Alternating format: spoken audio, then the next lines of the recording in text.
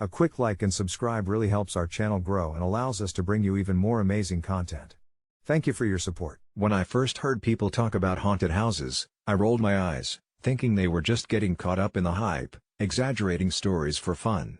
That was until I volunteered to help set up a charity haunted house with some friends last October. It seemed harmless enough, a way to raise money and some good fun.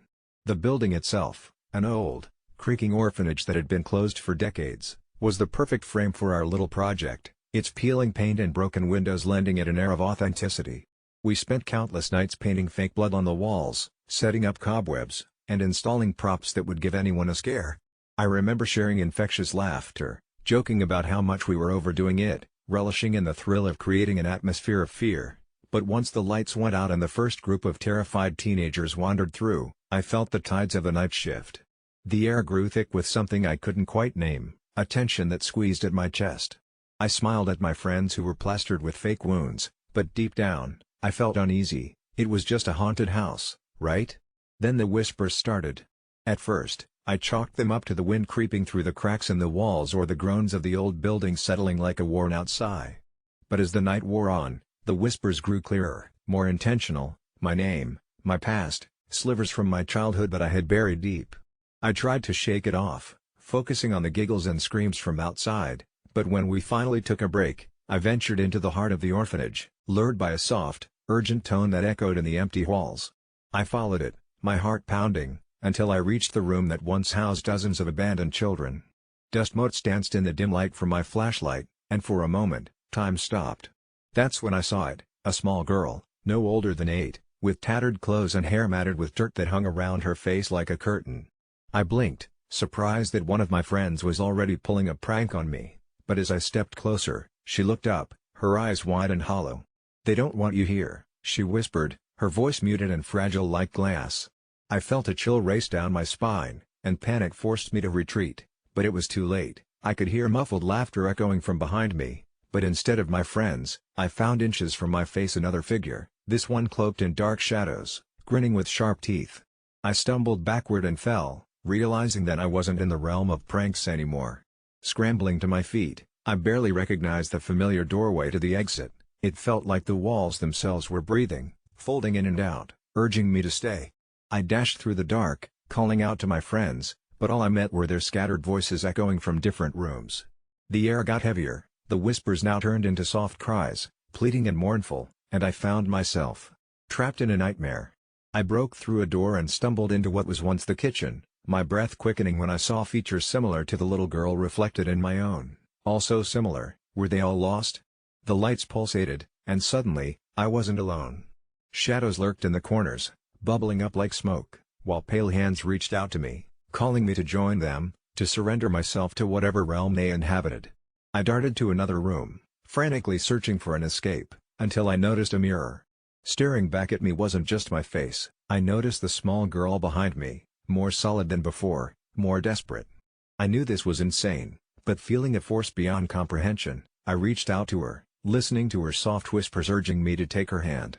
Chills ran through my spine as the truth unfolded in my mind, the blur between past and present dissolved, and within moments, I realized I was not merely experiencing a haunted house, I had stepped into a realm woven from the fears and forgotten memories of those lost long ago. With every fiber of my being, I fought back, the warmth slipping from my grasp. Just as I thought I was lost forever, a burst of laughter broke through the void, the door swung wide open, revealing my friends approaching, smiles plastered on their faces, non-aware of the terror lurking behind me. But I could feel it, pressing down like a weight I couldn't escape. I shouted, warned them, but my voice was swallowed by the shadows, their smiles morphing into blank stares. It was as if I was the only one aware of the danger.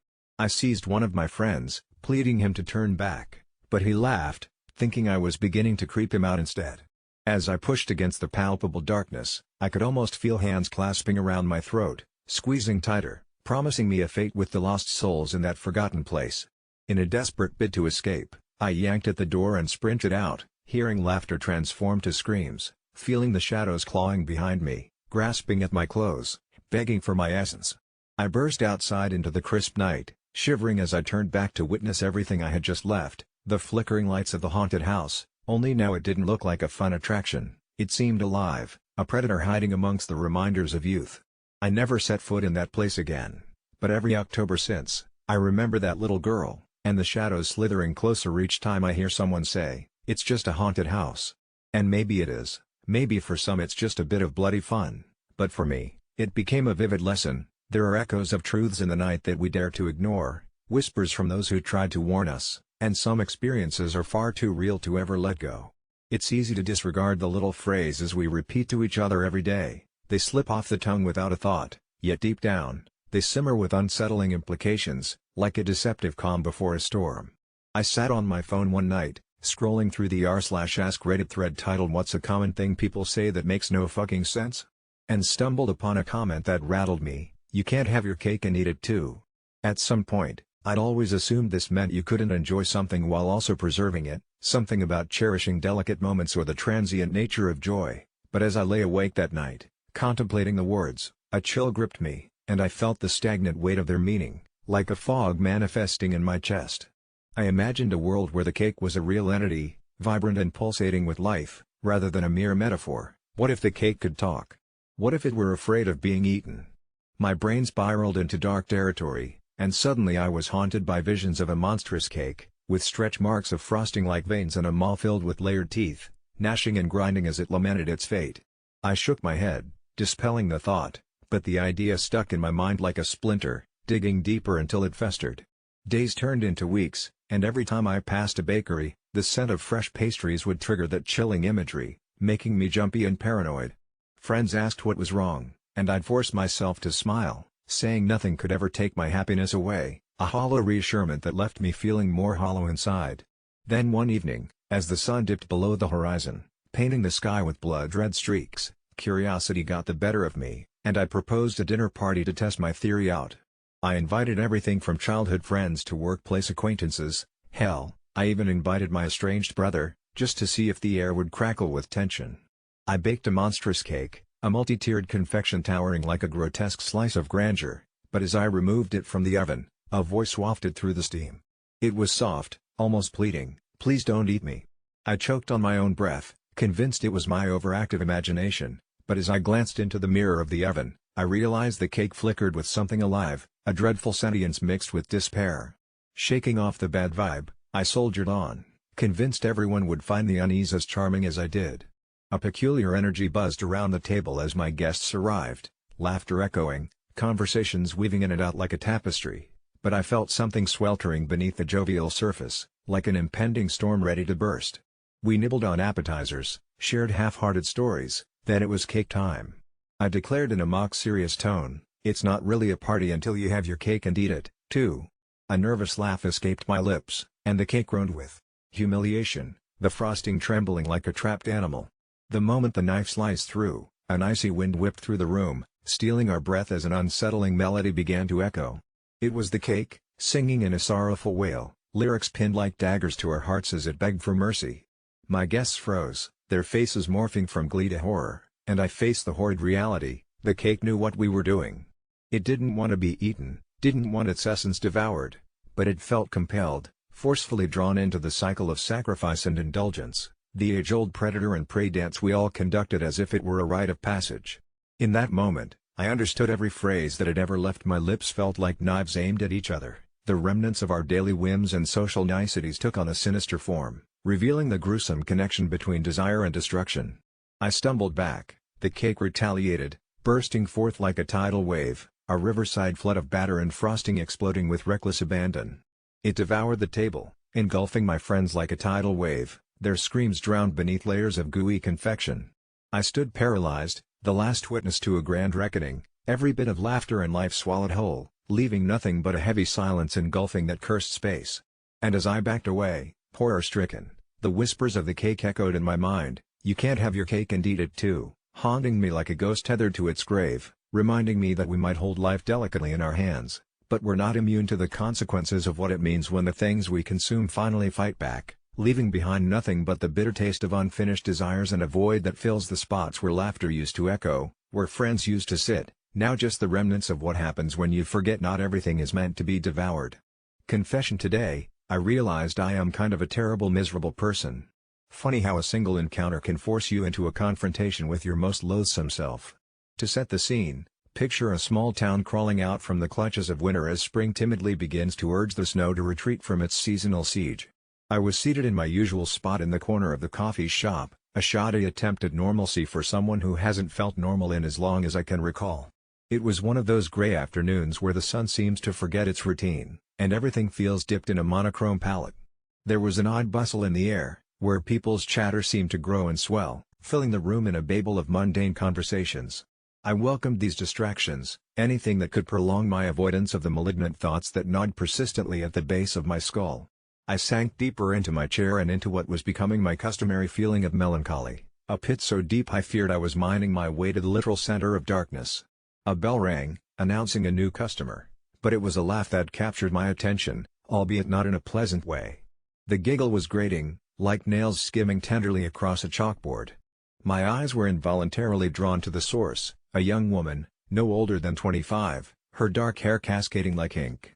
She had an ethereal quality, gliding rather than walking, and there was a restless energy about her, as if she lived a second ahead of everyone else.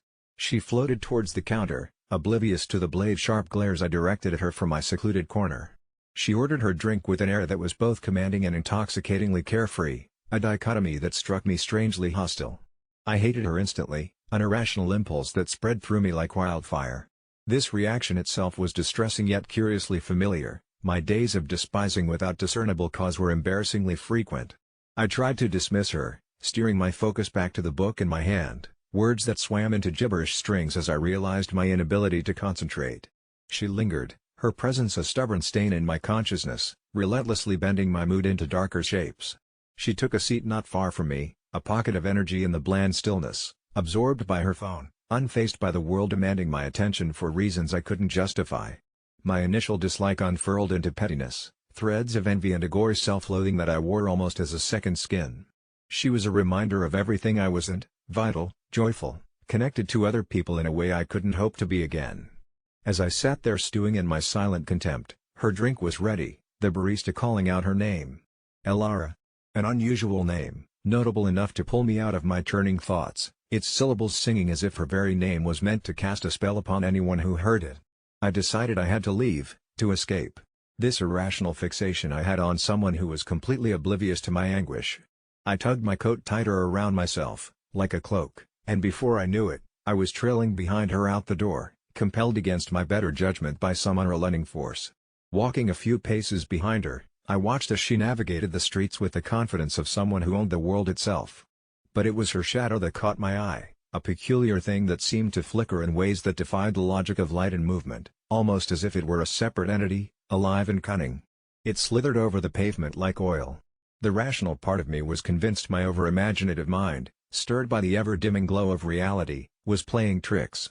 Yet there was a primitive, instinctual whisper that urged me to keep following, to seek whatever riddles might lie beyond the surface. We wove through town until she reached a secluded park, one mostly deserted as evening approached. She settled on a weathered bench, the kind that once held lovers and drunks, stories etched into its splintered wood, and resumed her phone fixation. It was only when this park was left as her only sentinel that she finally looked up, directly at me. The path I had taken as an agitated stalker suddenly became unbearably real, remorse seeping into my bones as her eyes, impossibly bright, locked with mine. I could have turned away then, severed my narrative from hers and returned to my mundane Sisyphean existence, but something compelled me, a deeper recognition of another presence shifted between the two of us.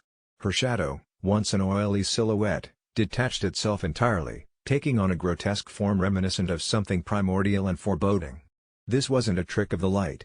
It was alive, a paradox made of screaming darkness and writhing limbs. My heart hammered in my chest as I witnessed this unimaginable horror, unable to rationalize the reality before me. Elara stood, unfazed by the monstrosity proceeding to emerge from what should have been nothing more than a mere shade. Instead, it smiled, an obscene mimicry of human expression, and for the first time, Elara spoke, her voice both human and imbued with a strange echo that was otherworldly. "You see it," she said, not a question, but a confirmation. I nodded dumbly, trapped in this unforeseen pact of seeing, brought about by my own miserable pettiness and intrusion. "Then you must be like me," she continued, her gaze steady and unwavering.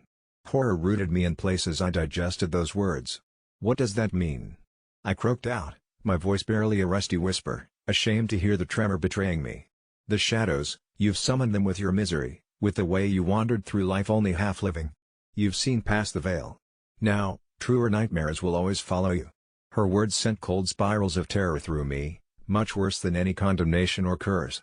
Because I understood, deep down, beneath layers of forced apathy and detachment, I'd always known there was darkness in me, but not of this fantastical, living kind. As Alara walked past, returning from wherever she'd come, leaving me paralyzed, an onlooker both damned and enlightened, the world felt more terrifyingly tangible than I had ever known. And in those cold whispers of my mind, I finally comprehended why I had despised her. It was not because of her life, it was because she reflected, so clearly, the absence of light in me, of everything I'd failed to become through my cowardice and unwillingness to change. Alone, I sat on the bench, night folding over me like a shroud. The shadow lingered a moment longer, its presence sealing my silent confession of my terrible, miserable self-actualization before slipping away into the growing darkness, leaving me aware that in my heart's depths, something had fundamentally shifted. From then on, the shadows would find me. They would feast on me until I was consumed. And I wouldn't be alone. Not really. Not ever again. When we first adopted Max, our loyal golden retriever, I never imagined I'd be here telling such an inexplicable story. Max had always been your textbook definition of a good dog, obedient, friendly, and most importantly, silent unless barking at birds or whining for a treat. As he aged, Max slowed down, his rich golden fur turning silver, much like prize trophies tarnishing over time. Despite that, he remained sharp, always knowing when it was time for his evening walk or when food was served. However, last winter, something strange began to happen. Max had started exhibiting behaviors not typical of old age or even common dog behavior, or at least not typical in my experience. It started with subtle changes, like staring at dark corners of the room, his eyes tracing invisible patterns on the walls. I chalked it up to old age, maybe his sight was going after all. But then, one cold night in January, I heard it, a sound that sent chills crawling up my spine. I lay in bed, caught between the cusp of dreamland and waking reality, when a whispered voice shattered the silence. "Help me," it said, so soft I thought it might have been the wind. But the wind doesn't whisper in English, and it doesn't come from the foot of your bed. The hair on my neck stood on end when I realized the voice had an uncanny resemblance to Max's barks, soft yet guttural. I was about to dismiss it as some bizarre trick of a dream when Max, lying at the foot of my bed, whined softly, his eyes locked onto mine with an intensity that screamed urgency. I shook my head, convinced I was reading too much into it, yet a part of me couldn't shake the feeling there was more to this. Every night, without fail, the voice returned, each time more distressed. "Please, help me," it pleaded, and I began to wonder if Max was trying to communicate something. The whispers were clearer now, but always just on the periphery of understanding, like an incomplete puzzle. I started recording these occurrences, thinking maybe I could catch something definitive, but every playback only echoed the hollow silence of my darkened bedroom. My friends laughed off my concerns, teasing that I watched too many horror movies, but the whispers were relentless, a nightly ritual I dreaded. I conducted some research about animals sensing paranormal activities, but the accounts I found were either inconclusive or clearly made for entertainment. Desperation led me to try other avenues. I brought in a psychic, a last resort for a skeptic like me. When she entered the house, her demeanor shifted, a wave of unease crossed her face. "There's something unsettled here," she murmured, focusing on Max, who sat by my side, uncharacteristically calm despite the stranger's presence. She closed her eyes, reaching out to him spiritually, her brows knitting. "He wants to help you. To protect you," she said, eyes springing open in a manner that made her look far older than her years. I almost laughed at the absurdity, but the seriousness in her gaze cut through my disbelief. Then one night, the voice changed, no longer a plea, rather a warning. "It takes breath away." Those words wrapped around me with icy tendrils. That day an ominous feeling settled over me, an anticipation of something dreadful. I checked every lock, walked through every room as if searching for an invisible intruder. With each sweep, Max followed, unusually silent, maintaining his vigil. Night came, draping shadows over my mind. I lay awake, counting the minutes, waiting for the whisper when an abrupt series of thumps echoed through the house, as if someone had dropped heavy books upstairs. Adrenaline surged through me, every sensible force imploring me to stay put. Yet, it was Max, darting towards the source with newfound energy, that pulled me along. Together, we ascended the stairs, my heart a drumbeat in my chest. I flicked on the hallway light, which swung eerily as if debating remaining on or plunging us back into darkness. We entered the guest bedroom, which I rarely used, a room preserved like a snapshot of a distant memory. The air was stifling, cloying, and a vague shadow lingered at the corner prompted by the thin moonlight slipping through the curtains. Max growled, a low rumble that resonated the understanding of a defender. My own breath felt heavy, time stretching impossibly as I strained my eyes to see what he was seeing. With sudden clarity, it appeared, a silhouette, not entirely humanoid, standing there, vague, menacing. Panic seared through me, an urge to flee screaming through my limbs, but I stood frozen, unable to look away. The shape moved suddenly, jerkily, and something in Max shifted too. He lunged, his body ignoring the weariness of age, barking with fervor I'd never seen before, driving the shadow back, away from me, as if physically manifesting his own protective aura. In the chaos, I grabbed a flashlight, casting a blinding beam across the room. The shadow dissipated as suddenly as it appeared, consumed by the light, leaving behind only the echoes of that haunting whisper. I sat on the floor, heart pounding fiercely, Max beside me, his breath heavy yet satisfied, a guardian whose duty knows no bounds. From that night, the whispers ceased, the dark corners of the room no longer a source of silent terror. It seems Max, with whatever wisdom or connection he had to this world and possibly the next, had sensed the danger and stood by me through it all. The thought of a spirit reaching out, using my old dog as a conduit to communicate, was beyond my every understanding, yet undeniably real. In Max's silence, the unspoken bond between us grew stronger, a testament to his unwavering loyalty. Still, sometimes, in the stillness of night, I find myself lingering in that guest room doorway, wondering if the shadows will whisper again, knowing that should they return, I won't be facing them alone. As I stepped into my small clinic for another long day, the familiar sounds of the fluorescent lights buzzing overhead filled the air, but today felt different. There was an unmistakable tension coiling in my gut, even as I glanced through my schedule and saw a new patient listed under the mysterious name St. Michael. My mind chuckled ironically at the coincidence, dismissing it as a quirky name like so many others I'd encountered, until I met him. When he walked through the door, he radiated an uncanny glow. It was almost as if the shadows dared not touch him, and the very air around him seemed to shimmer with a warmth that disarmed me instantly. He smiled, and there was something in his eyes, a depth that felt overwhelming, as if he'd lived 1,000 lifetimes. My skepticism faded as he took a seat, and with each seemingly simple question he answered, I saw traces of profound wisdom that belied his age. As I went through the motions of taking his medical history, I felt an odd sense of euphoria wash over me. He shared stories of helping the homeless, volunteering at shelters, sometimes reaching into his own pockets to feed hungry children. It was also admirable that it almost felt surreal. This was no ordinary patient. But as the session progressed, I started noticing things that made the hairs on the back of my neck stand up. In between transitions from his past achievements, each time I looked away, I'd hear whispers echoing around the room, soft and ethereal, just beyond the realm of comprehension, like the sighs of distant souls begging for release. I tried to shake it off, attributing it to fatigue, but the whispers grew louder with every word he spoke, entwining themselves with his tales of kindness until I could no longer distinguish reality from imagination. One particular point made me fixate on him even more. He casually mentioned a tragic car accident, the details creeping into my mind like shadows reaching out to drag me into a deeper abyss. It's not the hardware you lose that matters, it's the souls you carry, he said, his voice oddly comforting, yet those words chilled me to the bone.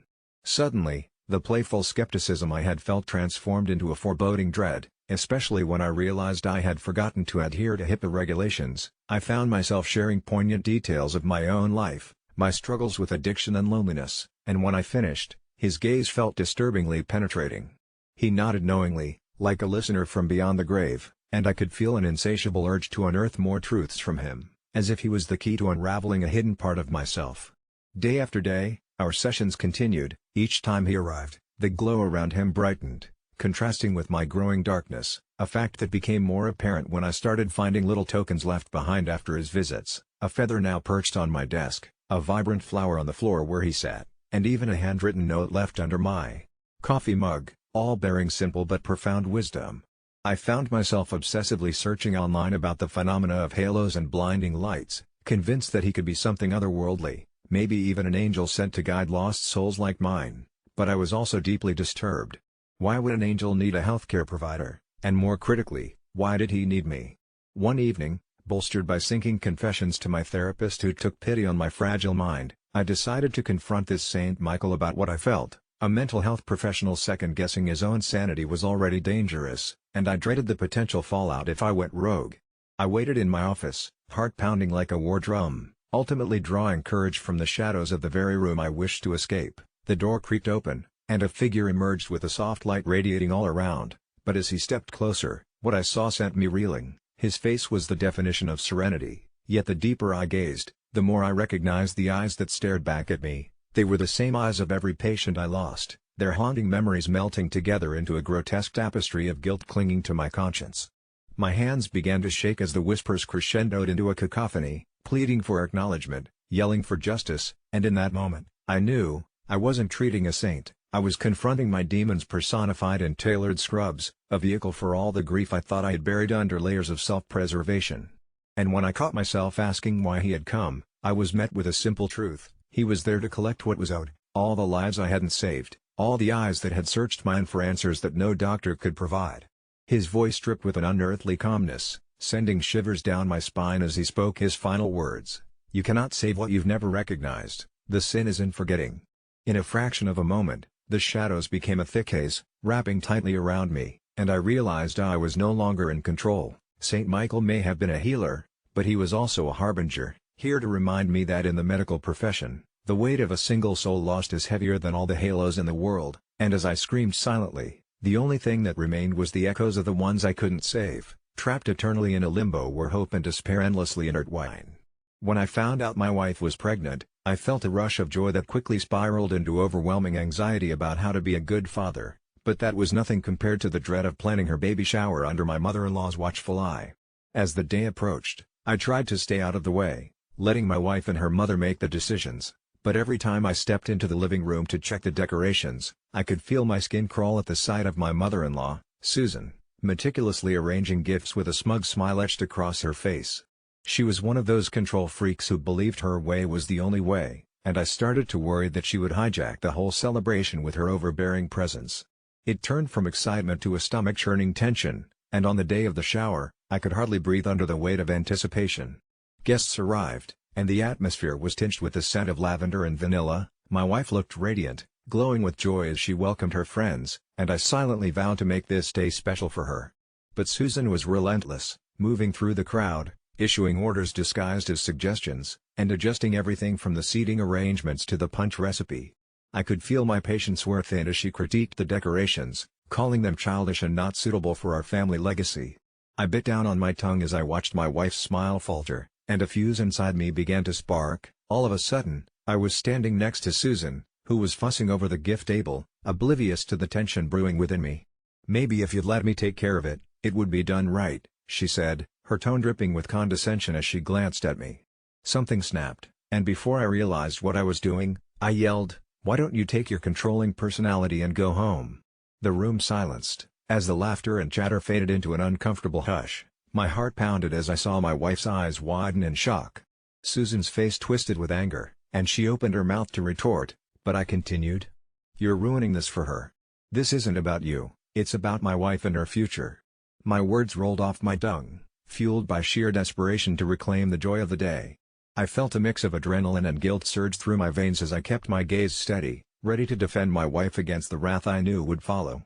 "I will not let you embarrass her any longer," I added, and in that moment, a tense standoff filled the room. Faces were turned toward us, caught between shock and anticipation, and I could feel the weight of everyone's gaze like the oppressive chill of an ominous storm.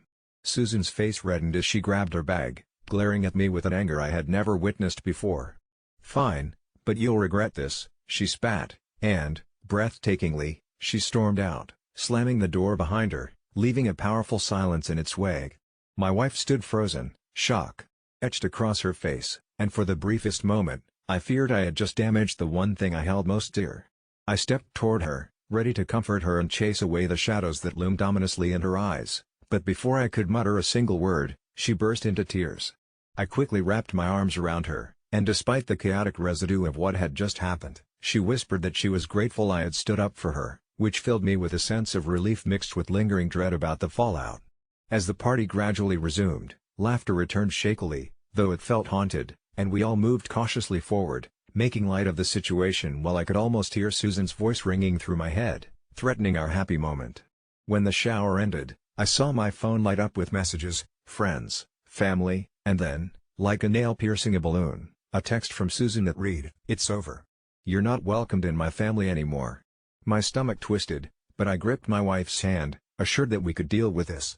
But week after agonizing week passed and her estrangement burned like a slow fuse, turning family gatherings into landmines.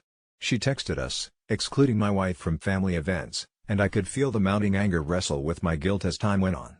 I never intended for it to go this far. I wanted to protect my wife. I knew I had made the right decision, yet the isolation loomed larger than I anticipated. My wife's face sometimes bore an uneasy sadness, a yearning for the relationship she once had, and amidst the chaos, I questioned my instincts. Was I the villain in this story? I thought I was doing what any lover would do, shielding my partner from her mother's toxicity, but guilt was a suffocating blanket I couldn't shake off, festering inside me like a rotting bone. As we prepared for the arrival of our newborn, every baby-related discussion twisted into anxiety. I could sense the impending family conflict bubbling below the surface like a pressure cooker. The day we next saw Susan was in the hospital, where I had insisted we keep things private, but when she found out we'd decided to go with a home birth, she barged in as if my wife and I were simply children playing house. I sat there, waiting outside the delivery room as she pushed the door open, and the moment I saw her face, a silence fell. My hands balled into fists. I knew she wouldn't let this one go without sparking a scene. "You think you can just deny me my right to be a grandmother?" she shouted, her voice fierce as thunder, but in those shadows of the hallway, something shifted in my wife. Though she was exhausted, something ignited in her, a fierce light I hadn't seen in weeks. "This isn't about you, Mom," she said, her voice cracking but resolute. "It's about my family, the one I've built. If you can't respect that, you are not welcome here." I stood beside her, a support anchored in new strength, as Susan's face turned pale with disbelief. And as I watched my wife stand firm against her mother, I felt the tide shifting, hope replacing despair, love emerged, unfurling against the chaos like a new bloom in a garden long neglected. We took that leap, drawing a line in the sand, one that I believed marked the start of a new chapter, a fierce declaration against the toxic pull of familial obligation. And as the shrill cries of our newborn filled the room, I knew we had made the right choice, that love was the only legacy that mattered. It all started the night I found Sarah lifeless on the living room floor, eyes wide open, staring blankly at the ceiling. My heart seized as I knelt beside her, shaking her shoulders, calling her name over and over. No response. No pulse. Cold. I don't really remember what happened after that. It's all a hazy whirl of panic, the desperate fumbling for my phone, dialing 911, and the helpless hours waiting in stark hospital corridors. The doctors said they couldn't find a cause of death, which twisted my grief into a darker shade of confusion until I did something I never thought I'd do. I went home, sat in our shared silence, and scoured through her things, desperate for answers. That's when I stumbled upon her journal wedged underneath the mattress on her side of the bed. The pages were filled with her handwriting, but as I read, it became chillingly clear these were not the musings of a woman in distress, but a collection of memories that weren't quite hers. First, they seemed like normal entries, birthday parties, vacations, mundane reflections about work and us, but as I delved deeper, the ink communicated a life unfamiliar to Sarah, a life where she'd never met me, details of childhood events she'd never mentioned, entire lifetimes she'd supposedly lived, none involving our life together. Each journal entry felt as if it was penned in another dimension, until I came across yesterday's date. There, in eerie precision, she described how I'd find her unresponsive on the floor, and that this was just as it should be. The reality pierced me as if shot by an invisible arrow. My wife had been a ghost writing her own existence. She wove tales for herself in overlapping realities. I dropped the journal in shock as the room spun around me. Then, as if commanded by an unseen script, I was drawn to her computer, her email marked drafts as if glowing. One draft was devoid of the usual pleasantries. To me, it felt like a confessional, more than a message. In maddening detail, it unraveled her life as an experiment, governed by something or someone beyond my comprehension. It insinuated I was an unwitting participant, cocooned in an elaborate illusion of love, and eerily suggested neither of us were truly alive, just echoes of a greater consciousness whims. As these truths incubated my newfound paranoia, the reality I clung to fragmented. A phone call with her mother insisting Sarah had no siblings when I distinctly remembered visiting a sister's gravesite with Sarah, The sudden absence of our wedding photos from every corner of our home, our neighbor recoiling in confusion when I asked about the block party they hosted just last month, which now they denied ever having planned.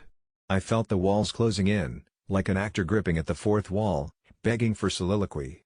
I couldn't sleep, couldn't eat, only peer over the edge of my sanity into the abyss of possibility that our entire life together might be a deranged fiction.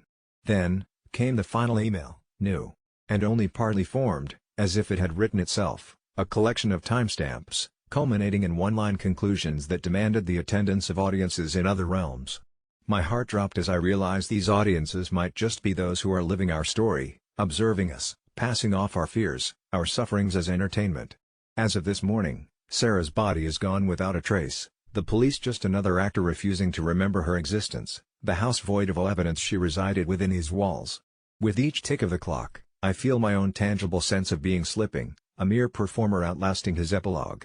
In the corners of this draft are whispers of endings and beginnings, a design suggesting this confession will eventually abduct me from my tether of sanity into the audience's embrace. I have no proof of my utterances, no photos, no forgotten keepsakes save for a fading scent on her pillow, just this typed echo, tirelessly reaching out. But I realize now, none of it matters, because in reality, our existence, my existence, might simply be a page you turn, a story you read before bed. As I press send, I wonder if winding your disbelief into belief might be the only real possession I have left. After all, in a world where the lines between life, death, and fantasy blur, who can truly say what never was? I had always known that the jungle held secrets, but I never imagined it could swallow you whole. When I heard about the jaguar, the one my comrades warned me about as we sipped cheap beer by the fire in our dilapidated town, I shrugged it off. Just another ghost story to frighten bar-hopping tourists and drunk locals. They said no one returns from the jaguar, that the last group of explorers vanished without a trace, leaving only whispers of their last moments. But the truth can be a seductive beast, and when I found an old, leather-bound journal tucked away in my grandfather's attic, I became enthralled. His scrawled notes spoke of an ancient temple deep within the South American jungle, where jaguars roamed like shadows, and where the line between life and death blurred into something sinister. Curiosity led me to gather a few brave souls, all armed with machetes and bravado, into my ramshackle pickup, and off we went into the festering embrace of the jungle, the air thick with humidity and ancient secrets.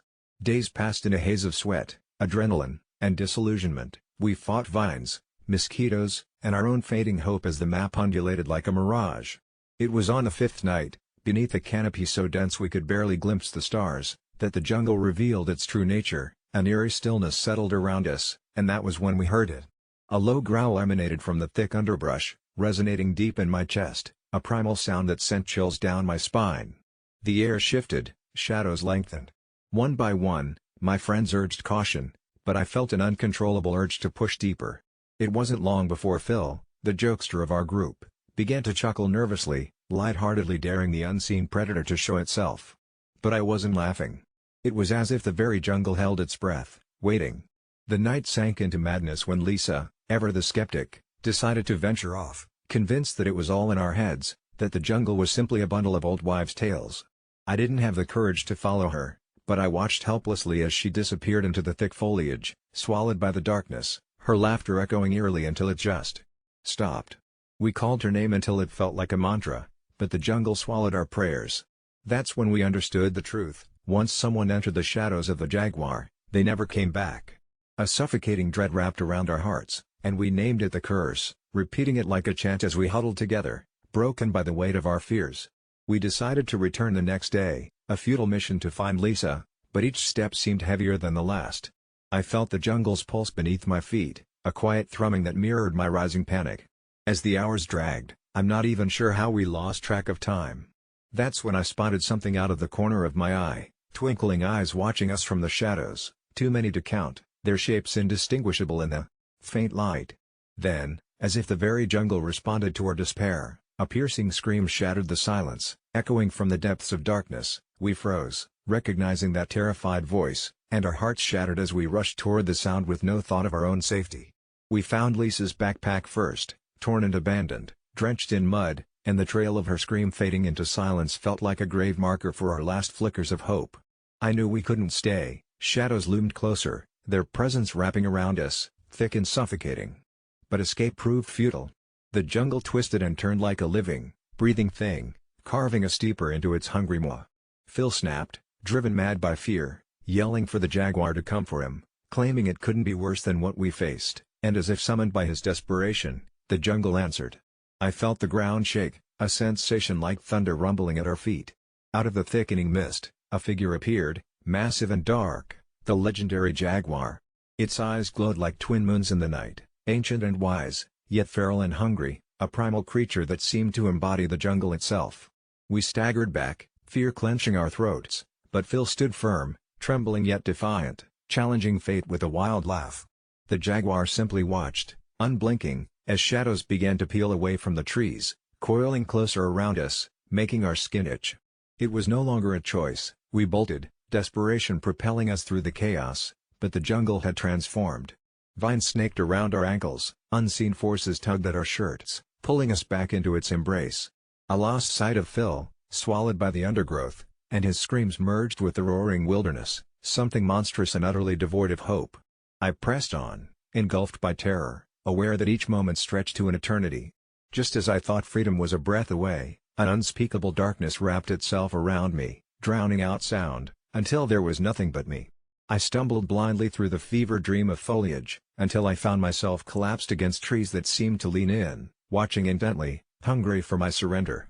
The jungle had taken Lisa, had consumed my friends, and now it was eager for my acceptance of my fate. The stillness whispered promises to me, sweet nothings wrapped in despair, and I felt the jaguar's presence looming, licking its lips just outside of my vision. But deep in my heart, a fire flared. I refused to be another whisper in this cursed jungle. I focused on the heat of the sun, just a faint memory, and ran, the world a blur of green and brown, until I caught the first glimpse of light breaking through the foliage. My heartbeat drowned out all sound around me, and I plowed through the trees, emerged onto a narrow riverbank, lungs burning with the exhilaration of feeling air on my face. I'd made it. But as I turned around to catch my breath, the jungle behind me fell eerily silent, and the jaguar emerged from the shadows, leaving a void of darkness where my friends had once stood, their laughter now echoes of insanity. The creature stepped closer, and I could see its eyes, dark and pleading, as if it were born of the jungle itself, and somehow, I knew, this was not the end for me, but the beginning of a deeper mystery. I backed away, never breaking my gaze, until its breath hitched, and I felt it, a cold touch pulling me back, and everything went black. I woke up in my bed, drenched in sweat, but something was off. The world felt different. I looked at my reflection in the mirror and spotted jagged scratches on my arms, remnants of vines pulling me back. I turned around, and in the faint light of dawn, there stood the journal, open on my bedside table, its pages yellowed and crumbling, and there, scrawled in the margins, were the names of my friends, all crossed out except for mine. I gazed into the mirror, and the darkness in my eyes mirrored the truth. I had returned, but I was never meant to escape the jaguar. No one ever does. In small bursts of recognition, I began to understand what I had become, the ultimate whisper of the jungles, another lost soul bound to an ancient curse, destined to roam between worlds. I turned around once more to see rows of eyes peering from the shadows beyond my window. They'll come back for you, I thought, as the light faded and darkness embraced me whole. I never imagined how quickly one choice could lead to such chaos. It started with a simple request from my pregnant sister Chloe, who was in the last trimester of a grueling 9-month period filled with morning sickness, back pains, and mood swings that seemed to oscillate like a pendulum. When she asked me, her voice trembling with a mix of fear and desperation, if I would switch rooms with her, she painted it as a matter of comfort. The new nursery was right across the hall, and she insisted my room was far cooler and quieter, but I just couldn't bring myself to say yes. After all, I had spent years making my room my sanctuary, a collection of my favorite posters, band memorabilia, and the only space in the world that felt truly mine. I hesitated, guilt creeping in, but the truth was I needed that space for the gaming setup I had worked tirelessly to earn through part-time jobs. My evenings spent alone in my dim-lit lair were my escape from everything else in life that felt like a ticking clock, and when I finally replied, my voice shaky, I told her I couldn't do it. Her reaction was immediate, and I'd never seen my sister cry in such a disheartening way. She was a tornado of emotions, loving yet furious, and it became clear that my refusal felt like a betrayal. The drama unraveled quickly after that. My parents became involved, twisting the entire situation into a grand debate where I was suddenly the selfish villain of our house. I could hear their murmurs through the thin walls, The muffled tones of frustration and disappointment, and Chloe's desperate sobs clawed at my sense of worth. Every time I tried to defend my position, it only seemed to ignite their anger more. They framed it as a moral obligation, an act of love towards my sister expecting her first child, while I sat there feeling like a stranger. The very walls of the house were turning against me. Days went by in a cold war, where Chloe refused to speak to me besides throwing glares sharp enough to cut glass, and the atmosphere became unbearable. I began to feel suffocated not only by the weight of my own decision but also by the tension in the air. I avoided my meals just to escape into my room, but even then, I could feel the vibrations of unresolved conflict reverberating through the floor. It was one evening, during one of those power outages that seemed to occur when storms rolled in, that the darkness stole away my sanctuary. There was nothing left but the flickering of candles, shadowy figures of furniture looming with prying eyes, and I'm not ashamed to say I heard soft whispers, like echoes floating through the air. I convinced myself it was just the wind, but the chilling sensation crawled over my skin. Whatever entity resided in that darkness thrived on my shame and self-doubt, whispering words that sliced through my resolve, and despite the terror curling in my stomach, I finally stood up, determined to sort things out with Chloe. As I stepped into the hallway, the darkness enveloped me like a shroud, each step echoing off the walls until I reached her door. I knocked softly, but the only response was the rhythmic thumping of my heart. A void where our relationship used to breathe life. I knocked again, my heart breaking with every hesitant tap, yet silence swallowed my efforts. I took a deep breath and opened the door, plunging into a puddle of shadows and uncertainty, the dim moonlight slicing through like a surgeon's blade, revealing Chloe sitting on her bed clutching a stuffed bunny, tears fresh on her cheeks. I opened my mouth to apologize, to beg for forgiveness, but as I stepped closer, the air thickened with inexplicable dread. The shadows around her rippled, morphing into dark, twisted faces, their mouths moving in a syncopated chant that I couldn't quite comprehend. Words danced around me in an alien tongue. Chloe raised her head suddenly, her face painted with a grotesque smile that sent chills spiraling down my spine. It was her face that I recognized, yet her eyes were now deep wells of void, blackened pools swirling with a darkness that promised to consume everything I was. "You should have switched rooms, brother," she rasped. Her voice layer upon layer of echo, as if 100 people spoke through her, and the whispers in the corners of the room grew louder, circling me, leaving a bitter taste in my mouth. "It's too late now." I bolted, adrenaline slashing through my veins, and as I turned to escape, the shadows lunged at me, tendrils wrapping around my limbs, yanking me down as Chloe's voice rang hollow in my ears.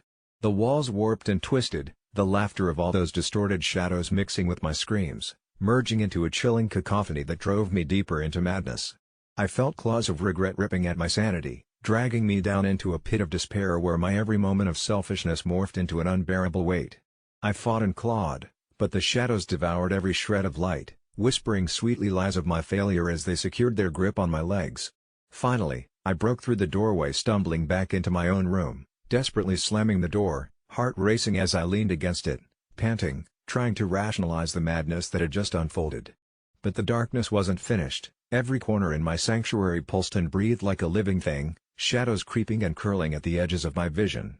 I tried to convince myself it was all a nightmare, that Chloe was just being overly sensitive, but every flicker of movement felt like a taunt, a punishment, and even as I desperately reached for the gaming console that once brought me joy, it fizzled into nothingness, the familiar sound silenced, leaving behind an oppressive void I couldn't escape. That night marked a turning point. I lay awake as shadows loomed above me, and with each passing hour, I felt my sanity fraying. Days turned into weeks, and Chloe's situation came to culminate without resolution. The shadows growing closer, the whispers becoming unbearable, as I remained frozen in the corner of my room, haunted by the choice I had made. My family claimed I had turned into a recluse, but they couldn't understand the horrors lurking just beyond where the light stopped, whispering for me to choose again. It was easy to say I didn't care anymore, to wear ignorance like a shield, but every hesitant interaction with Chloe was an agonizing reminder that I had failed her, the consequences of my refusal haunting us both, turning my sanctum into a prison. And just like that, the night of her delivery approached, the house charged with anticipation, but all I felt was dread. Deep down, I knew things would never be the same, and when screams of agony echoed through the walls, I knew the shadows had come to claim their due. When my brother Danny announced his engagement to Lily, we were all surprised. Not because Lily is a bad person, far from it. She's charming, lovely, someone you'd instantly want to befriend at a gathering. But there's always been something odd, a kind of unsettling duplicity in her eyes, The kind you notice but can't quite place. Still, they seemed genuinely happy, and that should have been enough. But one evening, as I sat on my mum's floral upholstered sofa, sipping a cup of still warm chamomile tea, she leaned in conspiratorially and said, "Have you ever wondered if she's truly who she says she is?" I laughed it off, but the question wormed its way into my mind. See, Danny had become distant, moody even, since the engagement, and he used to tell me everything. Now he barely returned my calls.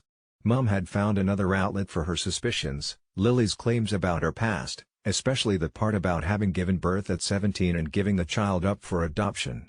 It seemed tragic, and Lily would often tear up at family gatherings when the subject of children came up. But as we dug deeper, call it gossiping or whatever you want, things didn't add up. There were no hospital records we could find, no pictures of her pregnant, not even a passing mention from any of her old friends about her facing such life-altering circumstances. I figured maybe it was a testament to her privacy, but when 3 different childhood friends of hers had never heard of an adoption, it seemed peculiar, especially since social media is as chatty as it gets. The unease simmered. Mum was adamant and started looking into the possibility of hiring a private investigator. I told her she was being ridiculous, but another part of me, the more superstitious side that often prevails in the dark of night, was curious. I gave in and agreed to accompany her to meet a pie a week later. A small, brisk man named Colin who listened to our story with an expressionless face agreed to dig in a little, out of his curiosity more than anything else. The investigation, according to Colin, started unassumingly with phone calls and database searches until, as these stories often go, a strange coincidence blew it wide open. A month before Lily's alleged adoption date, she had spent considerable time in a small coastal town, vacationing with her family. But Colin found no records or even photographs of a girl in her situation, visiting local hospitals or clinics. On a hunch, he followed an old photo to an artist commune near the town, one known for its eccentric gatherings and, as Colin put it, ritualistic interests. There, he stumbled upon what he could only describe as a makeshift shrine, candles, dolls, and a series of unnerving photographs seemingly venerating a pregnant Lily. The artist who had taken the photographs had an unsettling look when Colin mentioned Lily by name, one of realization yet veiled by something darker. He brushed Colin off, calling it an expression of reverence for the ether. Mother. Feeling chills yet unsure of what to make of it, Colin reported back, leaving us and his findings on edge without concrete answers. But we couldn't stop now, the mystery gripped us tighter than any familial loyalty. That night I had a dream, or maybe a vision, Lily, veiled in white, standing at the edge of a forest by the sea, whispering secrets to the night. Her eyes met mine across the distance, deep pools of swirling lies or neglected truths, I couldn't tell. When I awoke, my phone buzzed. It was Danny. I hadn't heard from him in weeks. His voice was strained, tinged with disbelief and fear. He had found something, our father's obituary adorned with another family's name and photographs. His discovery crumbled his world, but for Mum and me, it set in motion the realization of the apparition I had just encountered. The truth unraveled that Lily was not merely deceiving us about her past, but she was intertwined in something bigger, a web of identities manipulated to weave into the lives of unsuspecting families, taking root, and changing fates. A scam? A curse? We discovered after sleepless nights that Lily, or rather the spirit that beckoned through her, had a hold over love and fate, marrying into families, sowing discord, drawing them to the brink of ruin before vanishing without a trace. In our obsession to know more, to protect Danny and bring back his laughter, we dove deeper into the void. I was losing sleep, haunted by those eyes every time I shut mine, as I pieced together the fragmented stories of past victims, finding solace only in Mum, who seemed eerily more resolute, like she was cut from an ethereal cloth, the only one capable of mending the tapestry of lies engulfing us. Whatever entity was feeding off our family's despair, it had erred by underestimating a mother's bond, one that could neither be broken nor rewritten by spectral ambition. I didn't expect to write this, yet my fingers keep typing into the abyss of the internet, seeking counsel or exorcism. Am I the asshole for getting her involved, for trying desperately to unveil a secret sown in darkness? Perhaps. But as the winds outside push eerily against the window panes, carrying whispers of the restless sea, I feel there's more to uncover, a veil yet to be torn. And if you hear your name carried on an unearthly breeze, be forewarned, for the Ether Mother draws near, and she always comes to collect. Everything seemed perfectly ordinary until the night a girl appeared on our front stoop, a quiet silhouette against the flimsy glow of the porch light. At first, I thought she was just a trick of the shifting shadows. I watched her through the peephole, hair cascading down her shoulders like a waterfall of midnight, eyes fixed and unblinking on the door. She looked as real as the chilled air biting at the windows, but when I called for my husband, Mike, and turned back to the peephole, she was gone. I dismissed it as a misremembered dream until she showed up the next night at precisely the same spot. This time, I swung the door open and felt my breath hitch. It was as if she dissolved into the night air, leaving only the soft rustle of leaves behind. Confused and a bit shaken, I told Mike, who laughed it off, suggesting I was working too many late nights. But this became a pattern. Every night, exactly at 2:04 a.m., she'd be there, sometimes wailing so quietly it was almost inaudible, like a lullaby weaved with despair. I became obsessed, watching the clock as the seconds ticked down to her appearance, insomniac anticipation forming knots in my stomach.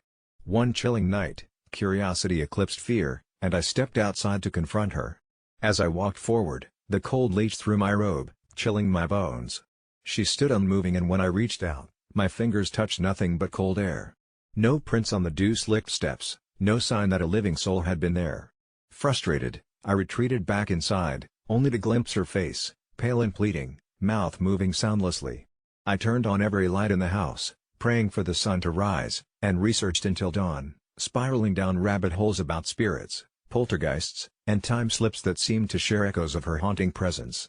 We spoke to neighbors, hoping for validation or explanation, but they responded with confused glances and dismissive chuckles. During the day, I tore through old photographs, local history books, anything that could reveal who she was or what she wanted, but hit nothing but dead ends. The next night, when she appeared, I tried talking to her, asking if she was lost or in need of help, but was met with silence. I shouted, pleaded, and threw every logical thought into an attack to provoke her into responding. My heart, a relentless drum in the silence, nearly stopped when I heard her faint whisper in the depths of my mind, "I'm sorry." The voice thrummed with sadness, a child's voice tangled in ages of sorrow. Sleep-deprived and fraught, I grew withdrawn, hardly speaking to Mike as he chattered away in oblivion about weekend plans and office banter. The apparition's presence began to affect my dreams, descending like a fog over my nights. In them, I was always searching, barefoot and alone through twilight woods. She was there, ahead of me, just beyond reach, whispering fragments of sentences that dissolved before I could grasp their meaning. Desperate, I sought the help of a local psychic who came highly recommended. Within moments of entering the house, she shivered, confirming some presence lingered with us. With caution, she performed rituals, burning sage and murmuring incantations. We watched, hope flickering in the acrid smoke, yearning for liberation, but the girl remained, untouched and unchanged by the psychic's ministrations. As nights bled into weeks, I stumbled upon an old newspaper article while cleaning the attic. Dated over 50 years ago, it told the story of a girl, a child who vanished without a trace from our very neighborhood, her final sighting painfully aligned with the end of our driveway. Goosebumps seared my skin as her fate unfolded, an unsolved mystery entombed in the passage of time. Her name was Lucy Carver. That night, knowing her name made the encounter even more poignant. Her eyes, wide and mournful, begged for something, understanding, maybe, or a release. I no longer displayed the bravado as in weeks past. "Lucy," I whispered, cradling the thought like a fragile secret, "how can I help you?" The reply softened through the rustling leaves, "Find me." Though the town had long forgotten her name, the search for her remains consumed me. Historical society records suggested she might have been buried in the woods by a deranged neighbor, but no evidence had ever verified the claims. My determination to free her spirit saw me embarking on quests into those woods, the tranquil beauty masking an ominous undercurrent. Over time, I enlisted the help of a local historian and true crime enthusiast named Kevin who'd long harbored interest in Lucy's case. With his help, we conducted metal detection sweeps and cross-referenced every mustard-creased file we could access. One evening, just as exhaustion gnawed my resolve, we stumbled upon something in a sun-dappled clearing. What we unearthed was heartbreakingly sparse, fragments of a small shoe, the buckle rust-encrusted, and bits of decayed fabric. As the realization sank in, a profound calm settled over the woods, the air lighter, as if the forest itself exhaled a breath held for far too long. That night, she didn't appear on the stoop. The minutes, then hours, passed, and the space remained undisturbed, a void where her presence once lingered. Finally, sleep fell into me like gentle rain, and for the first time in weeks, my dreams were my own. Lucy was free. There was, however, an unexpected aftermath. News of our discovery rekindled interest in unsolved mysteries throughout the town. While many hailed us as community heroes, the curiosity and whispers surrounding our involvement rarely diminished. The intense attention stirred fresh anxieties. Long after the story's spark dimmed for the townsfolk and Mike returned to his oblivious normalcy, I sensed an enduring vigilance within me. Even now, every so often as night deepens and silence claims the corridors of our home, I listen for the hint of footsteps, wondering if some secrets are ever truly buried, or merely waiting to surface from the shadows of the past. For the longest time, I had a fascination with what people deemed dumb decisions, like how I watched the same bad movie over and over or how I found solace in collecting seemingly useless trinkets. It wasn't until one rainy night, while scrolling through the abyss of Ask Reddit, that I stumbled upon a thread asking, what's something considered to be dumb but actually is a sign of intelligence? The answers were as diverse as the individuals who posted them, ranging from people humorously sharing their gaming strategies to those reflecting on the complexities of human quirks. Yet one comment caught my eye. It spoke about a phenomenon that had lain dormant in me but was now bubbling to the surface. The user claimed that talking to oneself was often dismissed as a sign of madness, but in reality, it indicated a person was processing their thoughts, organizing their ideas in a world too chaotic to handle. It ignited a flicker of recognition within me. As the rain drummed against my window like an impatient child, I felt the urge to test this theory. I closed my laptop and wandered into my cluttered living room, the remnants of the day surrounding me like ghosts from my past, an old trophy from high school, dusty books stacked without purpose, and a few wilted plants teetering on the edge of existence. I began to speak to myself softly, trying to unravel the threads of my own tangled mind. I'd ask questions like, why did I not pursue that job opportunity? Or what does happiness truly mean? As I articulated my thoughts aloud, I felt a strange liberation, and ideas flowed in ways they hadn't before. I realized words were powerful, and their sound echoed back at me, creating an accidental dialogue of sorts. I became captivated, wanting to push this further, and as I went deeper into this exploration, the hour grew late, and I found myself in a trance-like state. Then a chill crept in, cutting through my focused haze, and it struck me that I was not alone. The air was thick with a creeping sense of unease. Every so often, an odd creaking noise from the house echoed, like whispers in a haunted room. But I brushed it aside, insisting it was just the house settling, and continued to converse. I found myself narrating the story of my life, a serialized essentially self-exile, languishing in my mundane day-to-day existence, when suddenly, I paused as my eyes caught the flicker of something just out of my line of sight from the hallway. It was a shadow, too tangible to be a trick of the light, and for a moment, my heart raced, and I felt a primal instinct wash over me. It was fight or flight, yet curiosity got the better of me. I abandoned my internal dialogue and ventured toward the hallway, drawn like a moth to that flicker. "Hello?" I called out. Silence enveloped me, yet I felt the air change, thicker, almost electric. Then, in an inexplicable flash, I recalled a childhood memory watching a documentary on the paranormal with my sister. They said that, when spirits are near, they sometimes mimic the sound of the living. It felt preposterous, yet as I stood there, heart thumping, I couldn't shake the feeling that something was, indeed, paying attention to me. "Are you there?" I asked again, my voice steadier this time.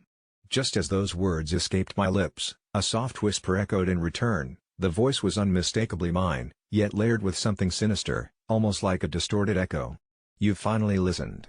Panic rose in my chest, and with it, a dark curiosity. I was breathing heavily, yet I felt grounded in a way I hadn't anticipated. "Who are you?" My voice trembled. "I am you," it replied, yet the tone was different, slick as oil, and laced with something venomous. "I am the version of you who never let go." In that moment, the realization struck me hard. This was no mere manifestation, it was the representation of my regrets and all the dumb decisions, the forgotten aspirations. In voicing them out loud, I had unwittingly summoned this dark twin, a creature that thrived on the neglected thoughts that I thought were harmless quirks, yet it had festered into something grotesque. My mind was racing, and for the first time, I truly understood what I had been doing to myself. I had isolated my intelligence into moments of absurdity and neglected the real fears, the fear of failure, of taking risks, and of confronting the truth. The shadow twisted, coiling itself around the memories I had unwittingly given life to. "Do you think it's clever to talk to yourself when you can't face the world?" it mocked. "You believe you're processing, but look where you are now, a prisoner of your own making." I felt every accusation lash against me, detonating the frail confidence I had worked to build.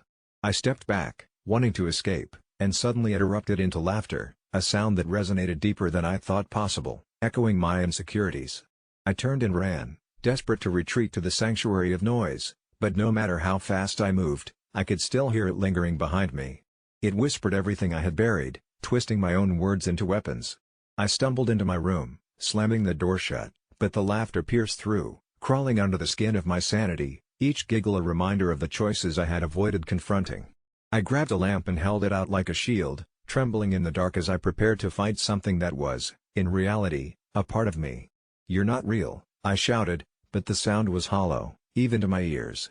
"I am more real than you'll ever be," it countered, its voice striking like a sledgehammer against my resolve.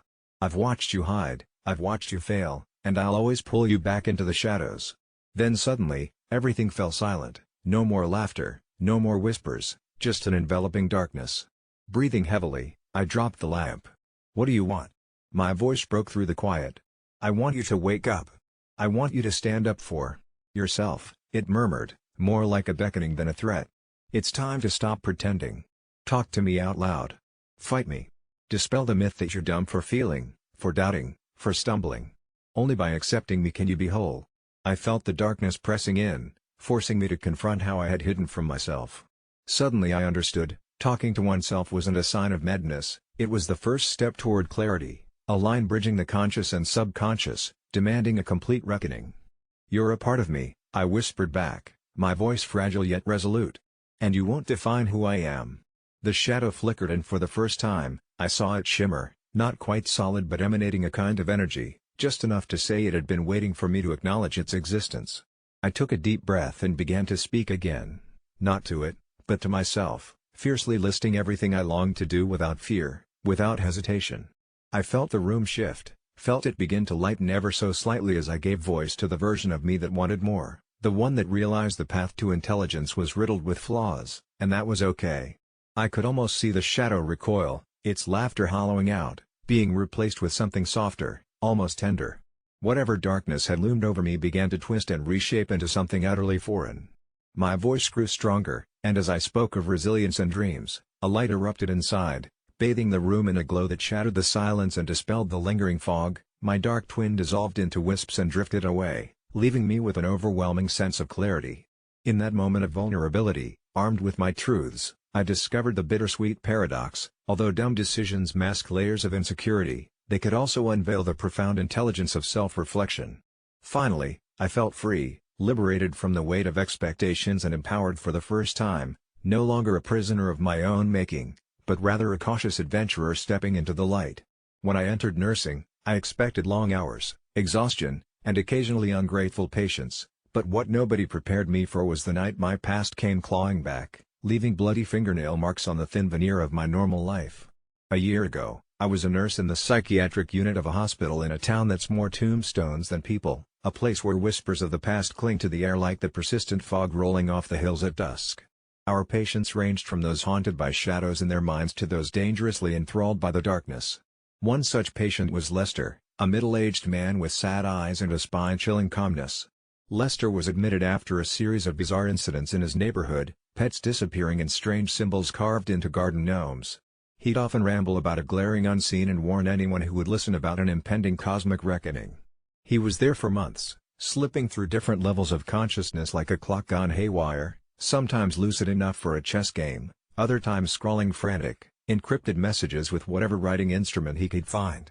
Then, one stormy night, Lester vanished, just like that, disappearing without so much as a sound or trace. We assumed he slipped out during a power outage, a theory that, albeit convenient, always felt like a thin veil over some hideous truth. For months, my sleep was plagued by dreams of Lester, standing at the foot of my bed, eyes wide and fixed on an unfathomable point behind me, mouthing words I couldn't quite decipher. Despite the hospital's reassurances that Lester was no longer a concern, a flickering candle of paranoia danced at the edges of my mind. Eventually, time did its sneaky trick of laying a fog over past horrors, and I moved to a new city, started at a different hospital, and even managed a sense of peace in the mundane motions of everyday life. That is until last Tuesday, when peace was pulled violently from beneath me. It started with letters. The first few I assumed were junk, plain envelopes with no return address, but the handwriting, jagged and frantic, demanded recognition. Each contained the same cryptic message: the games are not over. The sacrifice is you. Slowly, the overwhelming fear that Lester had found me gripped me in its cold embrace. My heart pounded as the letters increased in fervor and frequency, the content becoming an escalating series of threats and cryptic babbling about cosmic gates and my supposed role in safeguarding something priceless.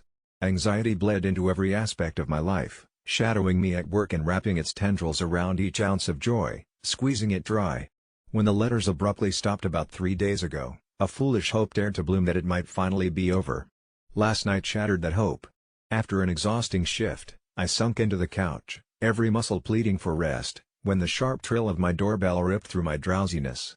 The sight of the unassuming delivery man on my doorstep was my last rational moment. He handed me a package that contained a battered chess piece, the White King, and a note: "Your move." Panic twisted my gut as memories of chess games with Lester flickered back, his intense gaze, how he'd insist the games were more than just games, how he'd leave the king in his pocket like some guardian charm, how the game would only end when the king fell. Adrenaline surged, pushing me to grab a bag and instinctively shove some essentials into it, ready to flee whatever game had begun. But he was already there. Turning from the door, I felt a presence, a static in the air thick enough to taste, and there he stood, Lester, blotting out sameness like a silhouette against blinding light. His eyes held the same sad madness, but now they swirled with something deeper, a knowing beyond our world. "It's time," he uttered softly, the room warping around his voice. I tried to scream but the sound didn't come, choked off by terror twisting its noose around my throat. In a fluid motion, faster and more deliberate than his shuffling form suggested possible, he reached toward me while chanting a string of unfamiliar words. I staggered backward, my mind separating into shards of ice-cold fear, time slowing as if stretching to let the nightmare lengthen. He whispered about journeys through doors unseen by the naked eye, of roles fulfilled and games ending. I felt the tug at my consciousness, a seductive pull to something vast and incomprehensible, but my survival instinct kicked in, a primal roar drowning out his siren call. I grabbed the nearest object, a ceramic vase, and swung with every inch of self-preservation left in me. It shattered against the side of his head, more solid and real than I'd hoped, momentarily stunned. I dashed around him, hearing the shattered pieces crunching under his feet, yelling at my legs to carry me faster than they ever did in any track meet way back in high school. I collapsed into the driver's seat of my car, the engine roared to life, and I drove. I drove until the physical act of it burned into mindlessness, until the lines on the road blurred into a single stream, an escape from whatever cosmic joke I was part of. The radio crackled from the passenger seat, half functioning, metallic whispers breaking through bursts of static, taunting my certainty of reality. It's been hours, maybe days, since I absconded from my life, staying in motel rooms with flickering neon signs, calling friends to check on my sanity, only to hang up before they answer, unable to admit to anyone the madness unraveling me. Each night, as I lay down with the stolen king piece under my pillow, I hear him, feel his gaze from afar, pleading with me to finish what he started. The things he told me claw at the edges of my sanity, the glaring unseen now something I sense lurking behind each sound and shadow. I'm not sure how much longer I can resist it, or if, maybe, giving in would bring peace to this waking nightmare.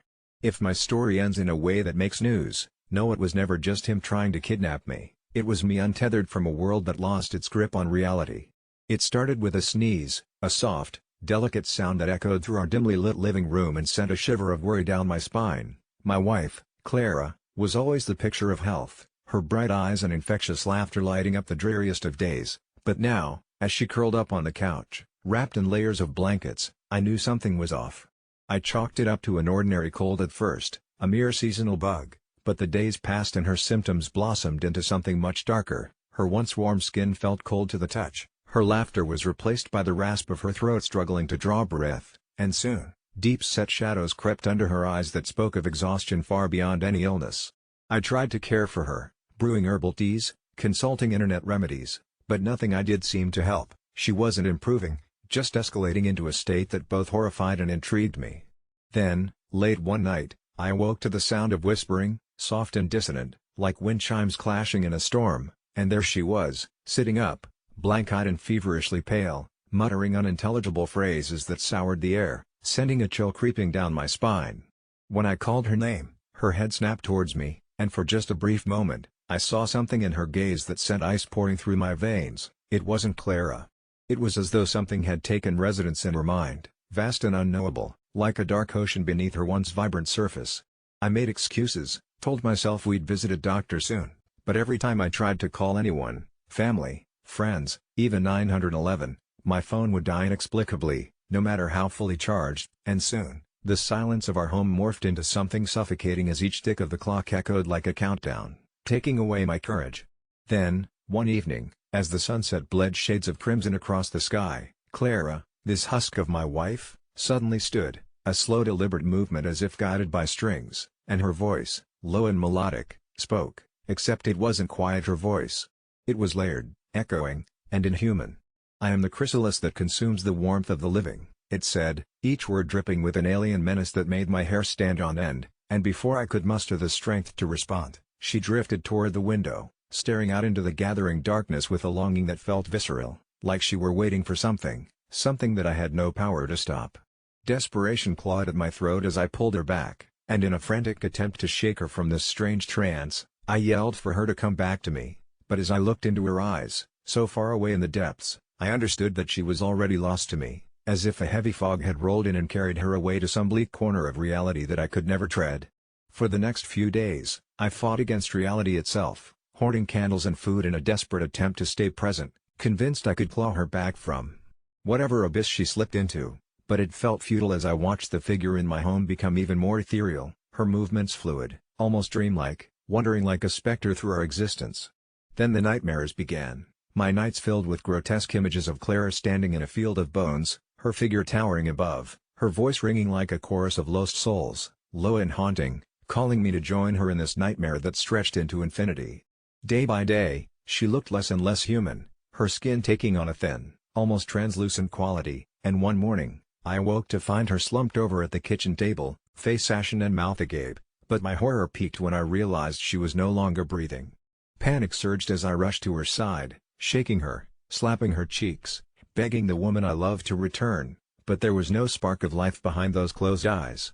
It was as though she had become yet another vessel for that unfathomable darkness, and just when I thought I might have to face the devastating truth, I noticed something, a faint shimmering light emerging from her open mouth, oscillating like the dying echo of a heartbeat. I stepped back, heart thudding, as the glow pulsated and morphed into a shape, a ghastly, twisted form that flickered like a flame before it took flight, swirling toward the ceiling and hovering there, undulating as if trying to form a shape in the air, and in some hypnotic way, it seemed to pull me closer. I could feel every instinct telling me to run, but I was rooted to the spot, paralyzed by an urge to understand, to watch as this fleeting essence danced above me, a curious blend of shadow and light that pulsated in a way that was both inviting and terrifying. Then, in a moment of violent clarity, I lunged toward her, that dark corruption now twisting and contorting in the air, pulling at the very essence of Clara that remained, desperate to reclaim what was lost. But as I reached, the light flickered, dissipating like smoke, and vanished. My hands fell to my side, the air heavy with the unexplainable absence, and suddenly her eyes snapped back open, the chilling void now replaced with clarity, yet something was still terribly wrong. Her smile was bright, yet her voice was laced with an eerie calmness. "Don't worry, love, I'm fine now," she said, but I could see the truth lurking within, the faintest glimpse of that other presence behind her eyes, and it ignited a primal fear in my chest. I wanted to scream, to confess that I knew she was gone, replaced by something that would never love me back, but instead, I forced a smile and nodded, trapped in the nightmare I never consented to.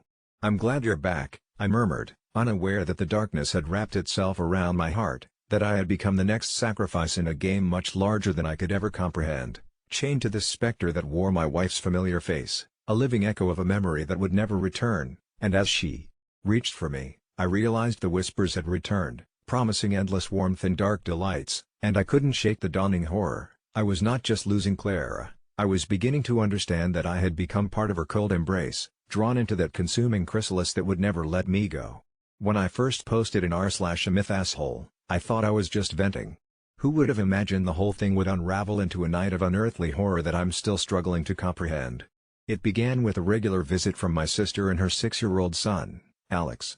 I met them in the kitchen, half listening to Alex chat about his obsession with trains, as I brewed myself a particularly large glass of iced coffee.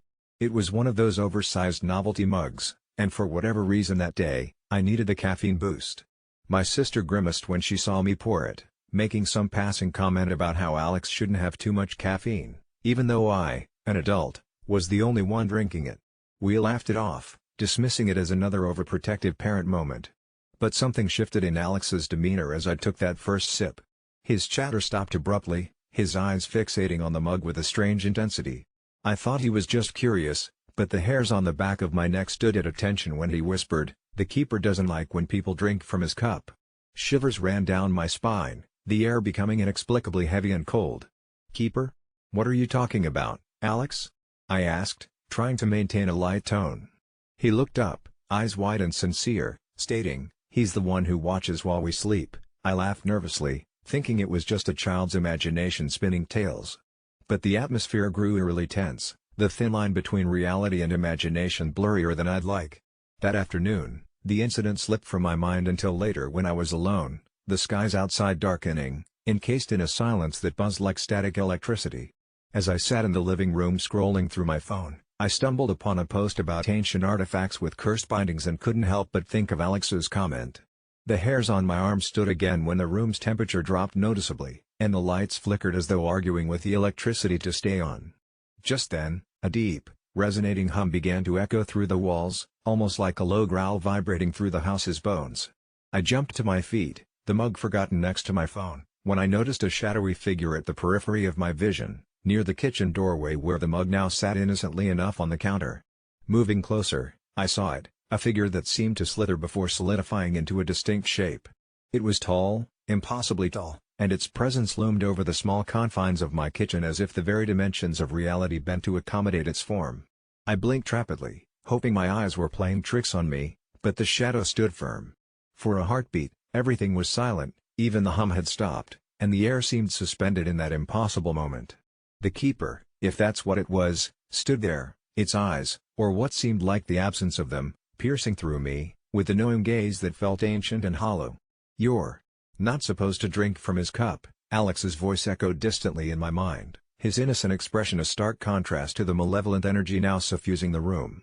I felt my grip on reality loosening as the shadow swirled into an intense vortex, the room spinning crazily around me, objects rattling and clattering off their perches. Panic surged through me, a white-hot streak as I stumbled back, catching my reflection in the hallway mirror as the shadow loomed ever closer. My own reflection began to distort, twisting my features into a mask of terror until it coalesced into something else entirely, something darkly familiar, yet wholly inhuman. The terror in my mirror image's eyes screamed warnings I couldn't hear over the rising, roaring crescendo in my mind. I felt pulled toward the abyss of that black, mirthless gaze, drawn into a whispered conversation my soul ached to flee from. And then, just as suddenly as it began, the room fell silent, the shadow retracting and curling in on itself before disappearing into the depths of its own darkness. I was left gasping on the floor, the lights steady again, the air warm, deceptively normal. I glanced at the mug on the counter, the coffee half finished, knowing the mundane scene was a lie, a thin veil over the realms bleeding into my own reality. I don't know how long I sat there, but eventually, I gathered the courage to stand and poured the remaining coffee down the sink, my fingers shaking as they clutched the slippery handle. Every sound was now a dreaded footfall to me, each rustle an echo of the nightmare I was tethered to. Alex's words lingered in the air, effigies of a truth beyond childhood fantasy, proving I had crossed into a plane not meant for people like me, intruders where we didn't belong. That night, sleep was an elusive phantom, hovering just out of reach while shadows danced mockingly at the edges of my vision, whispering secrets they alone were privy to. I was now the one who watched, the one who vigilantly guarded against the dark encroachments unraveling at the boundary between worlds. When morning spilled its forgiving light, things were different, my coffee mug now missing, an absence that screamed loudly in the glaring sunlight. Did I misplace it, or had someone, taken it as a reminder of my transgressions? I posted an AITA seeking reassurance, desperate to ground myself in the reality I had chosen to ignore for far too long, hoping someone could tell me, reassure me, that it was all just caffeine-fueled paranoia. But deep down, I knew the truth, that by simply indulging in that large glass of coffee, I'd sipped from more than just a mug but had taken a forbidden draught from a well of secrets older than time itself, and now, the keeper watches, just as Alex warned. I haven't slept soundly in weeks, the shadows on my ceiling seem to dance with malicious intent, each night more sinister than the last. I keep hoping I'll wake from this nightmare, but then I remember it's real. Stephanie is gone, and nothing makes sense anymore. We were inseparable since childhood, more than friends, we were soulmates. I adored her, and she got me like no one else. We had dreams, plans, and now it's just me, lost in a world that feels cruelly unfamiliar. I keep replaying the last conversation we had, over and over like a bad loop. She sounded distant, and I brushed it off as stress from work. "I'm okay," she said, with that unconvincing laugh of hers, trying to mask whatever darkness was creeping in. I should have seen the signs. Her eyes often lingered with a sadness she couldn't quite hide. But I missed it, and now the guilt gnaws at me, a relentless agony. I feel like I failed her, and in that failure, I've lost the point of everything. Time has become elastic, stretching endlessly through sleepless nights and dragging through days that all blend into an ungodly blur. Sometimes, I think I hear her voice, just a whisper really, indistinct but familiar. It started subtly, a quiet syllable captured on the edge of sleep. Then it intensified, always at night, always when I was alone with my tormented thoughts. It sounds as though she's just out of sight, calling my name like she used to. The world doesn't feel less lonely, just more confusing. I'm deeply unsettled, questioning my sanity and desperately craving her presence, and yet terrified she might indeed be there, stuck in a liminal space between life and whatever comes after. The very air in my room grows cold when I hear her, and I can almost see the ghost of her figure just out of the corner of my eye. The first time I felt it, goosebumps erupted across my skin, despite the warmth of the room.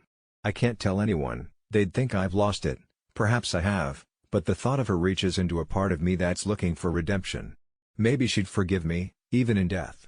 I've tried to reason it could be a manifestation of my guilt, but something more sinister festers in the recess of my mind, something darker.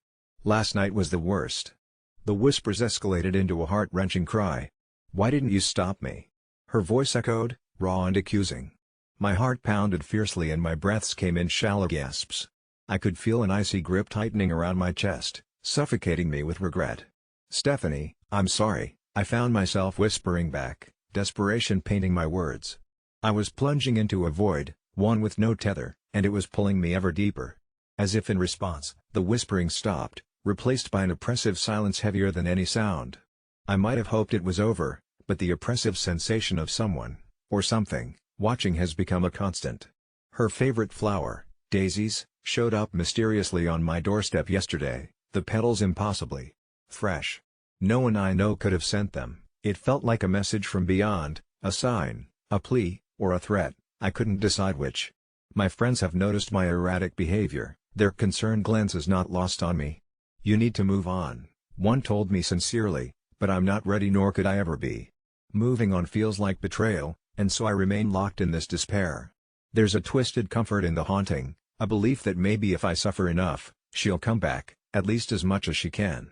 But as I relive our memories, I also find myself in darker thoughts, morbid curiosities about the other side, and whether crossing the threshold could reunite us. I realize the draw, the awful magnetism of joining her, of letting go entirely, is growing stronger, the reasoning more persuasive by the day.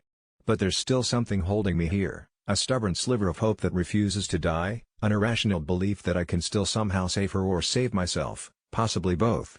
As I'm trapped within this vicious cycle, the question remains, will the whispers cease if I too take that irreversible step, or will I simply join the chorus of mournful ghosts, each hopelessly reaching for what was lost?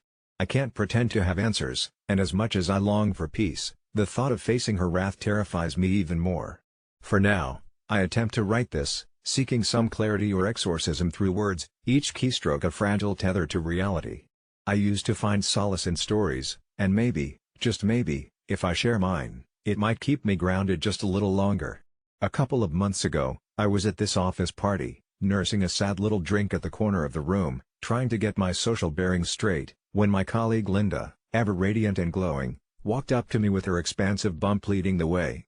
With each gesture, every mention of her pregnancy, she was an epitome of excitement and naivety about the parenthood journey. We exchanged pleasantries and our conversation inevitably veered towards her impending motherhood. It was during this chat that Linda, with all the innocence and misunderstanding of what lies in her near future, equated her forthcoming experience to raising puppies. She laughed it off, said something along the lines of how chasing her puppy around the house had provided all the training she would need. Her enthusiasm was so contagious and so very blind to what lay ahead. The party continued, the night stretched on, and I swallowed down the instinctive urge to warn her. Who was I to quash her blissful ignorance, or open the Pandora's box of impending sleepless nights, endless diaper changes, and the all-consuming anxiety of ensuring your tiny human just stays alive? A dark thought flashed, that curious intersections of feelings. Was it mine to say that raising a baby was far more than any sleepless nights guarding puppies through a bout of worms? I said nothing, not wanting to bear the burden of being the so-called asshole, ruining moments of joy with my well-informed prophecies that stemmed from own parenting experience riddled with chaos. The party ended, and I went home, still pondering if it had been wrong to withhold a bundle of truth in favor of administering comfort. Months passed, and my own life continued. I humored myself by imagining Linda's imminent reality check as she tackled the depths of early motherhood. However, the night of reckoning arrived sooner than expected. An emergency group text at 2:36 a.m., it was Linda's husband, frazzled and desperate. Linda's water had broken. Soon after, pictures flooded in, of a red-faced, screaming tiny human paired with exhausted faces of new parents trying desperately to conjure smiles through a haze of fatigue and euphoria. Days blurred into weeks, and snippets of Linda's new life made their way into the office, the barely filtered anecdotes of newborn pandemonium. Colleagues fawned over the baby photos, still on the other side of the sepia-filtered glass of actuality. But then, as if an unseen seal broke, Linda became a torrent of confessions in hushed tones at the break room coffee pot, narratives unraveling about how unprepared she was, how no amount of puppy chasing prepared her for this engrossing ordeal of restlessness. A slow, creeping spiral of reality gripped her tales, insomniac nights waxing, puppy-like obligations falling apart under the true pressure of nurturing life. Her face became a canvas of sleepless nights, eyes darting, seeking understanding, or maybe forgiveness for apparent assumptions made under party lights. There I was, standing at the fringes with "I told you so" marinating on my tongue, a bitter truth I'd sugar-coated with reserved politeness. The moment arrived when she passed me in the corridor, on the brink of breaking, her smile a quivered illusion. Was it time? Would I be the asshole if I brought up my internal musings, that dim credential of knowledge I'd hoarded? I sat frozen, pondering if it was my chance to finally speak or remain the silent conscience of this real-time consequence. But that question gnawed, the ever-present tickling itch that lingered. A late evening unraveled and found me rested awake, the pretext of going further unchecked. Shadows of self-doubt danced, whispering if repudiating the comparison might have helped mitigate the shock. Engrossed in my bed's silence, it felt like a cold, laughing entity often found in those storied tales, mocking me with flesh-forged reminders of tales gone awry. Scenarios scrolled past, hypothetical judgments embroidering new threads into exhausted garments. Was ignorance blissful after all, for myself and Linda? Should I have dared stitch into the night, wounding illusions early to forestall this drawn-out realization? My conscience was the antagonist of my dilemma, and all I could feel was the unrepentant haunt of that nameless what-if, growing, whispering, festering until sleep was no refuge, my bed an unsettled contraption. Would Linda even recall that party assertion amidst her twilight years of baby giggles and sleep deprivation? The musings of doubt are relics of a bygone night, another sleepless persistence punctuated by an innocent comparison, making me wonder if any warning could have altered this tale at all. Was I the real asshole amid unfolding this nocturne saga, or just another silent participant in the silent symphony of parental revelations faced by many before, the spoken or unspoken sometimes burdening the souls who let it linger, a tacit reminder of what awaits, unstitched and loose? Within the woven strings of experience that we never dared speak of, persisted our truths. I knew them like uneasy lullabies coaxed in echoes of long-gone years, little comfort for those who trotted, blind as Simba's first steps under Mufasa's watchful eyes. And as the chorus of children's waking echoed through the whispers of time, I, the self-doubt-sheathed guardian, allowed myself one final ponderance, a lone candle against the tempest. Am I the asshole? And to what became of those dormant truths, routed through sleepless echoes? At first glance, I thought my friend Mark was the kind of guy who could always make it through any situation with a smile, but everything changed when he and his longtime girlfriend, Emma, broke up after a messy ordeal that left the entire friend group shaken. I'll never forget the night they split, their argument echoing through our group chat like a digital scream that pierced the veil of our usually light-hearted banter. Mark's messages punctuated with anger and despair, while Emma's replies were cold and bitter, and as the dust settled, we were all left grappling not just with their breakup, but with the aftermath when they had a kid together, a beautiful little girl named Lily who was now caught in the crossfire of their volatile relationship. In the weeks that followed the split, Mark became increasingly isolated, leaning on me more than ever before, and as his best friend, I felt the weight of responsibility to help him navigate this treacherous emotional landscape. but the more I listened, the more confused I became. He ranted about how Emma wasn't being supportive about custody arrangements, how she was making it impossible for him to see Lily, and I wanted to help, but I didn't know how to intervene without overstepping. One night, fueled by a potent mix of concern and frustration, I reached out to Emma directly under the guise of wanting to understand, trying to keep the peace and mend bridges, but as we spoke, it quickly became clear that there was a lot more going on than Mark had revealed, and while I had initially intended it to be a simple conversation about co-parenting, it spiraled into something unexpected when she casually mentioned that Mark, in all his righteous indignation, was behind on his part of Lily's insurance, a detail that struck me like a lightning bolt because I was unsure how he had let that slip, and I made the ill-advised choice to ask her who was providing the insurance for their daughter. It was a blurted question, almost instinctual, driven by a desire to shed light on Mark's responsibilities, but when her voice turned icy and charged through the phone, I immediately regretted it, hearing her throw back a tight-lipped "Why would you care?" in such a way that ricocheted through my mind, igniting a flicker of doubt about my place in this twisted saga.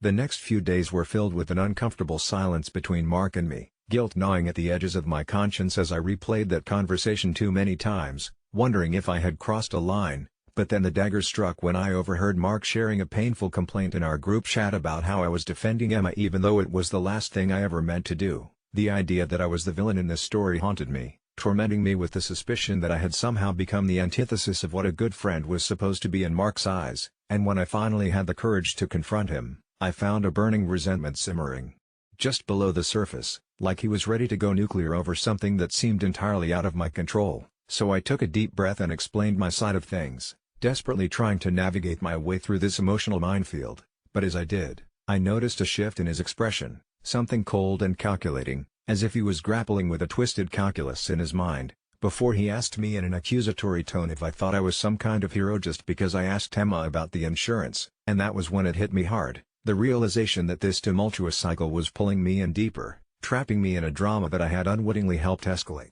I felt my heart race, the fist of panic tightening in my chest, only to be met with an odd sense of clarity. What was I even doing, trying to untangle these two lives when all I was beginning to see were the cracks they had left in my own? In the days and nights that followed, Mark's anger slowly morphed into paranoia, where every interaction felt like a dance on a razor's edge, as he began to accuse me of siding with Emma, of being a traitor for simply seeking an explanation, and I found myself trapped in this sinister web of finger-pointing and blame, desperately trying to remind him that I only wanted to help and steer our friendship back to safety. But every joke turned into a dagger and every suggestion came with a weight of hostility, and I started to lose sleep, tossing in bed as thoughts of what I could have done differently spiraled through my mind. And then, it happened.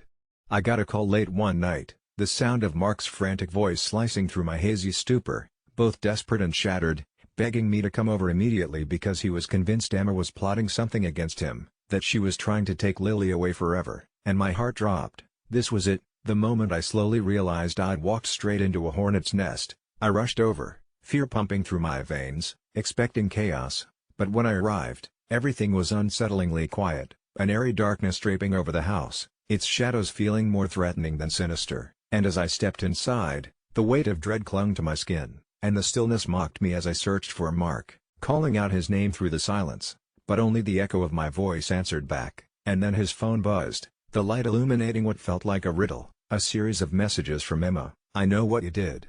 He'll find out. You'll regret this," phrases that sent chills skittering down my spine, tightening around my throat like a noose, and panic surged as I realized I was knee-deep in a nightmare I had failed to escape. I began pacing, feeling the walls of the house closing in, trapped in a game that the players had yet to fully reveal, and just when I thought I couldn't take it anymore, I heard a movement in the corner, a faint rustle drawing my attention to a shadowed figure shrouded in darkness, unmoving. Watching with an intensity that sent shivers racing down my spine, but before I could even utter a word, the darkness dissolved into the melody of laughter, light, ethereal, almost mocking, and it was then that the figure emerged. A twisted smile plastered across Mark's face as the tension of the room shifted, and I realized with alarm that he was no longer just my best friend, but something darker than I had known, something tainted and transformed by the chaos of this brutal breakup, and I finally understood that I was ensnared in an intricate game, one that was spiraling out of control, where the stakes were never my heart or my loyalty, but rather our lives. I never intended to let anyone know about this, fearing ridicule, isolation, or worse, that someone might actually believe me and the implications of that belief, yet here I am, confessing to the anonymous ether of the internet. This is the safest place I can think of for bearing my truth. I genuinely think people can read my mind. It began a few months ago when I noticed subtle shifts in my interactions with people around me. You know that feeling you get when you're being watched, the prickling awareness that someone's gaze is pressing on your skin? Imagine that, but it's not just your skin, it's your thoughts laid bare like pages of an open book. It started small. I'd think of my morning's missing keys, and my roommate would nonchalantly mention where I'd last had them, without me uttering a word. Coincidental, I told myself. But then, at work, I'd draft imaginary conversations, preparing for meetings that hadn't yet been announced, and by afternoon, those very subjects would be brought up as if my colleagues had been privy to the silent rehearsals in my head. One day, midway through an unspoken criticism of my boss's questionable attire, her face flushed, a rare hint of vulnerability, and she glanced at me, just a nanosecond too long, before nervously adjusting her collar. My heart hammered as I began tallying these instances, realizing they were far too frequent to dismiss as mere chance. A chilling realization set in that no environment was safe. My thoughts were dissected and broadcast like a radio signal everyone could tune into. I began testing it intentionally, projecting bizarre and harmless musings towards strangers, like silently screaming the word elephant in a crowded elevator, only for someone to mutter about a safari tour they once took. In another instance, standing behind a couple at a cafe, I fixated on the notion of meteorites, only for them to start a random conversation about outer space. These coincidences piled up into a tower of unsettling evidence. Panic ensued as the phenomenon grew more intrusive. People not only mirrored my thoughts but reacted to them, sometimes violently. One evening, thinking disdainfully about how my neighbor always left their garbage bags along the hallway, I was shocked to see them storm upstairs and shove those same bags into my apartment with furious mutterings about entitled people who act like they can think whatever they want about others. Sleep became a frenzied minefield of restless thoughts bleeding into nightmares where I was hunted, not for crimes committed, but for thoughts unguarded. My once sacred solitude devolved into a fearsome solitude. I tried reaching out to others, testing those I thought close to me to see if anyone would outright acknowledge this nightmare, this thing shared through our unguarded, voiceless dialogues. But attempts to deliberately clear my mind only left me blank as a canvas, for others to picture what they wanted from me. A sinister control fluttered into play, a marionette string subtly tightening. In a grotesque mockery of communication, I'd sense others prodding around in my mind, calmly breaching the vault of what should have been private, nodding in apparent satisfaction as they found and took what was needed for them. I became afraid to think anything, knowing that thinking wasn't mine anymore, forever leashed to a chorus of silent observers. Can you imagine the pure dread of trying to hold secrets so dearly, trying to remember that they too would be found whenever deemed necessary? The silent suggestions lunged through my mind, leaving home, changing names, burying myself in some corner of the world until years blurred by, realizing that thought, too, wasn't just mine. Desperation clawed at my sanity as even the consideration of escape bled through to all too curious minds.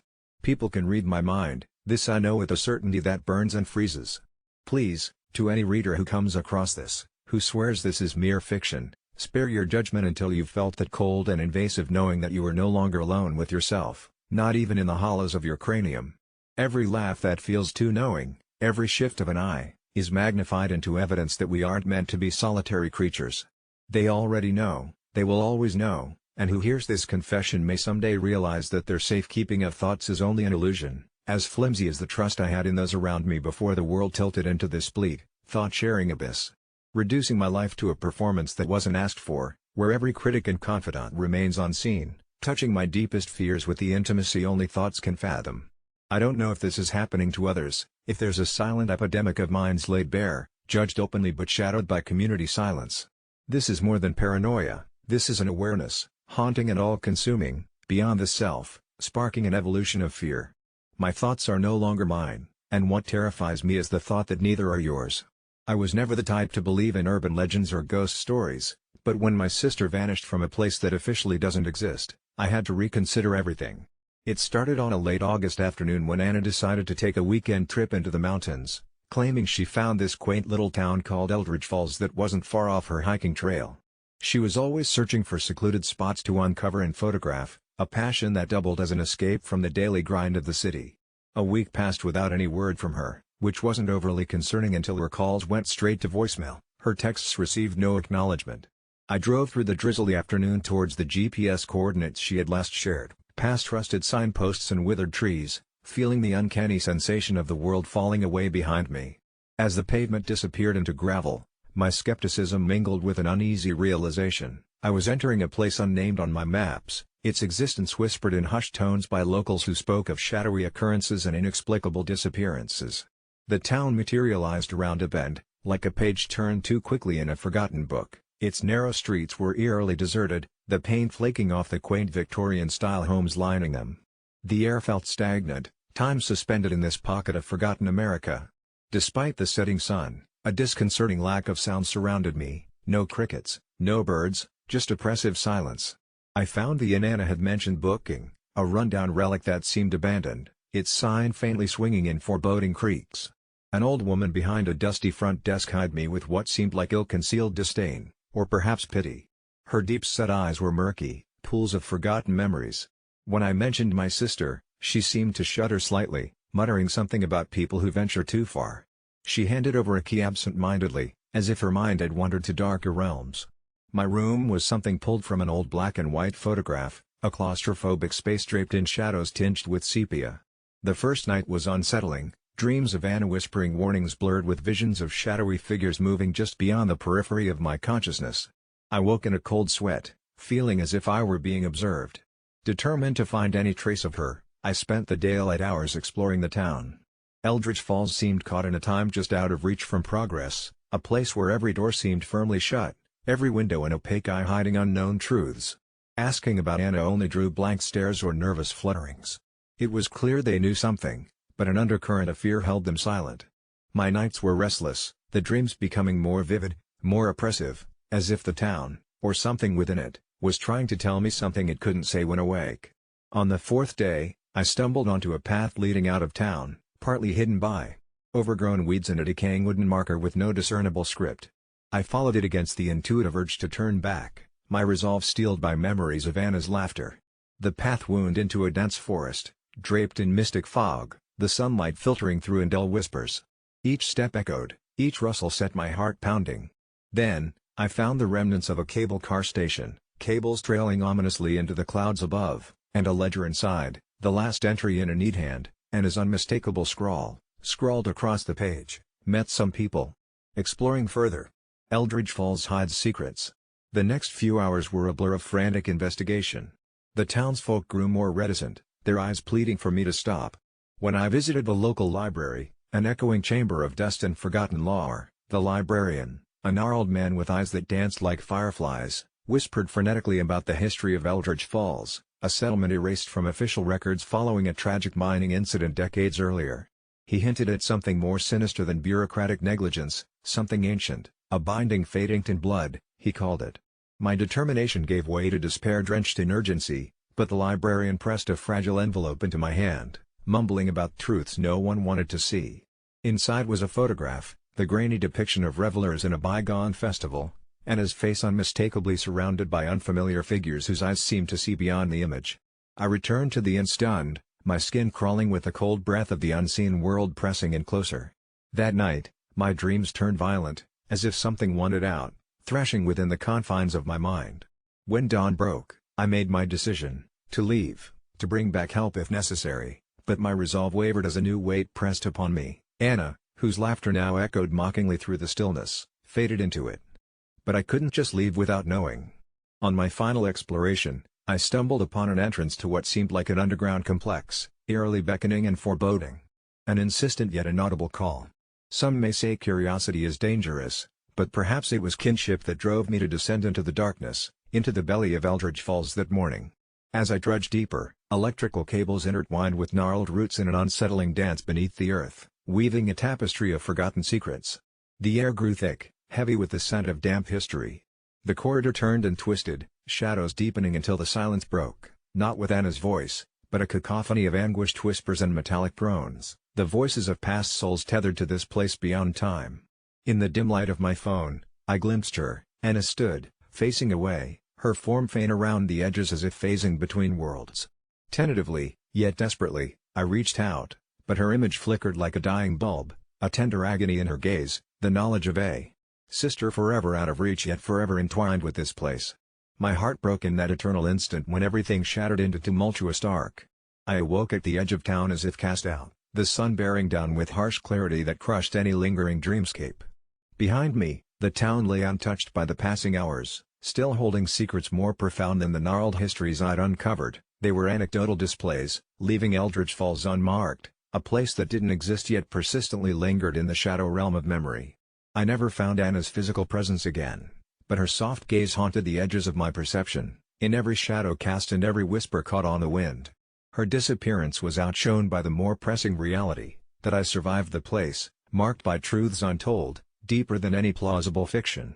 I understood now, some absences permeate existence more intensely than presence. I left Eldridge Falls behind, but it never truly let go of me. My sister was gone, lost in a town that doesn't exist, yet never completely erased from reality. It started innocently enough. I was just a regular guy, driving home from work late one Friday night, the streets lined with flickering streetlights and shadows cast by the skeletal branches of winter bare trees.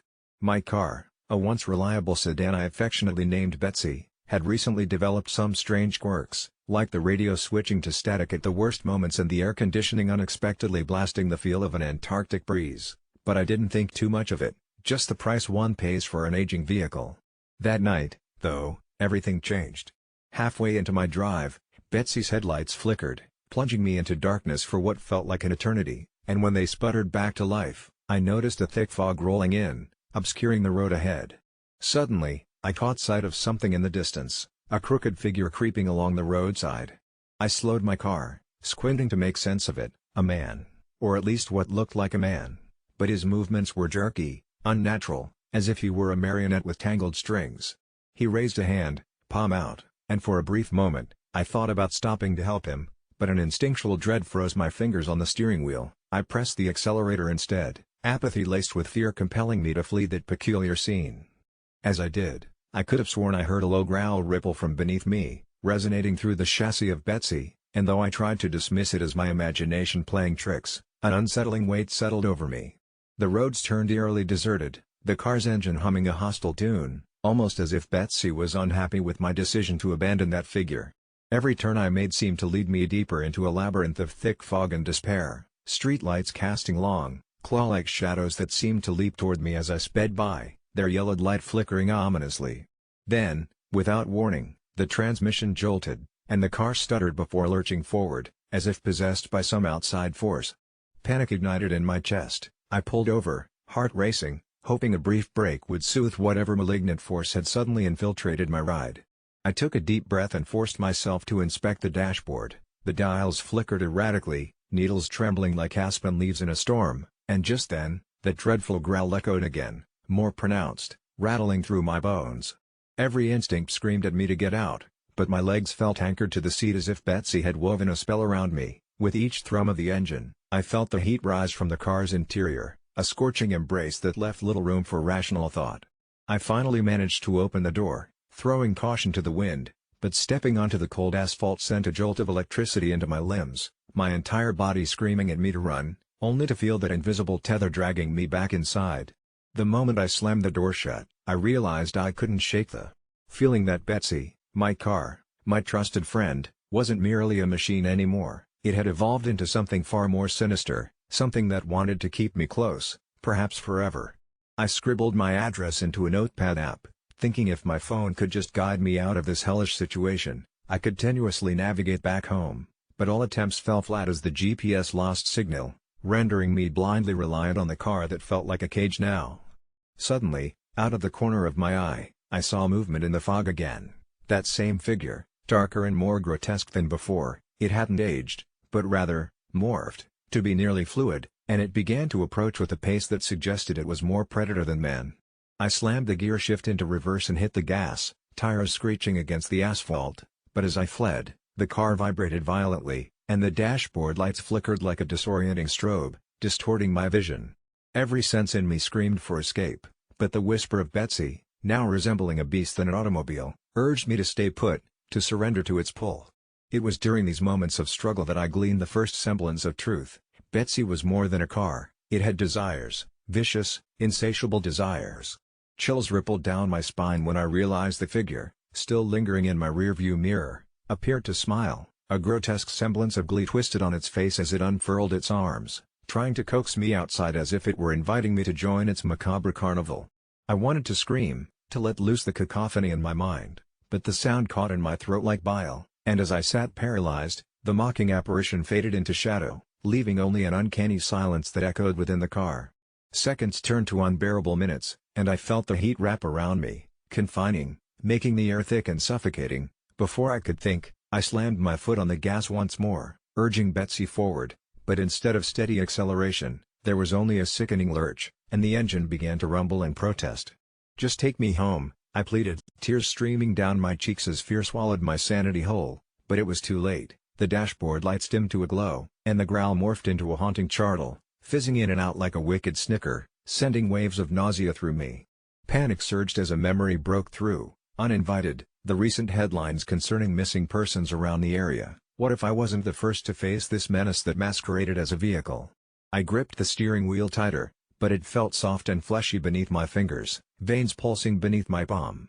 I finally understood. I wasn't just riding in Betsy, I was part of her now, consumed into the very fabric, merging with the mechanical horror before me. The desire to escape enveloped me again, to break free from this living prison, so I twisted the wheel, but instead of a graceful turn, the car screeched and jerked. Uncontrollably, tires struggling against an engine that screamed in rebellion. I warped from side to side in my seat, helpless as the familiar streets morphed into twisted alleys, landscape barely recognizable, and behind me, I could sense that figure giving chase, as if Betsy was feeding off my terror, her growl becoming a laughter, sick, twisted, delightful. Realization set in as dread bloomed anew. I was trapped, not only by the car but by something greater, a sentience that fed off fear, a carnivorous entity fueled by my worst nightmares. The last thread of rational thought dissolved when psychedelic visions flickered in my peripheral, murmurs of spirits trapped within the confines of the metal haunted me, pleading for release. I glanced up and saw the reflection of the figure in the window, watching, grinning that same horrific smile. It was in me, it was part of me. Fighting against the growing darkness, I threw myself into a desperate frenzy, desperately mashing buttons on the dashboard, looking for anything that might break this twisted spell. Out of sheer coincidence, my fingers found the emergency brake. With a ferocious pull, I wrenched it up, the tires screeched against the asphalt, and for the briefest of moments, I felt weightless, as if I were breaking free from shackles. But Betsy roared in fury, shaking as if the car itself was retaliating, and before I knew it, that same figure barreled forth from the fog, its presence swallowing the light, drawing me into a nightmarish spiral.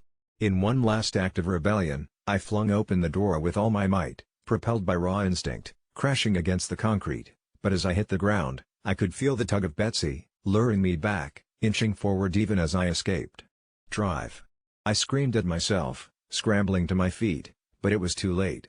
I glanced over, hard hammering, Betsy's headlights flickered on, illuminating the figure, and I could feel it then, a sinister hunger opening beneath me, a depth staring into oblivion, a bottomless pit yearning to devour itself whole. In that moment, I realized, it was not just my car that was eating me, it was the darkness, and as it roared with delight, I knew even if I ran, I could never escape the insatiable grasp of the abyss beckoning me home. The house on Memory Lane had always been a source of hushed whispers and cautious glances in my hometown. It stood at the end of a curving road, cloaked in a relentless mist that seemed to roll off the nearby river, and yet, I never really believed the stories about it until that fateful night 2 weeks after my grandmother's funeral. I had just turned 16 and was desperate for an escape from the suffocating grief, the well-meaning relatives, and their pitiful condolences. It was a Saturday and the air was thick with an unseasonable chill as I made my way to Memory Lane, my heart beating in rhythm with the echo of distant laughter from the party I had been too glum to attend.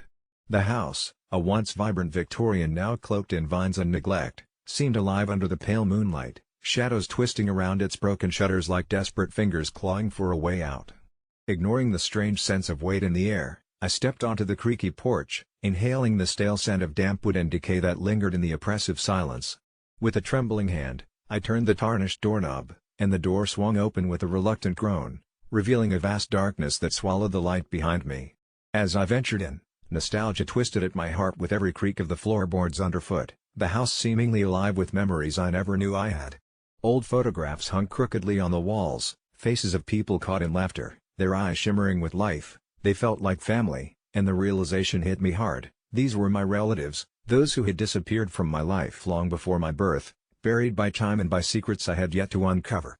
The living room felt strangely warm, comforting, as if it had been prepared just for me. There was a dusty armchair that looked like my grandmother used to sit in, its fabric worn but familiar, and in that moment, I felt an inexplicable pull to stay a while.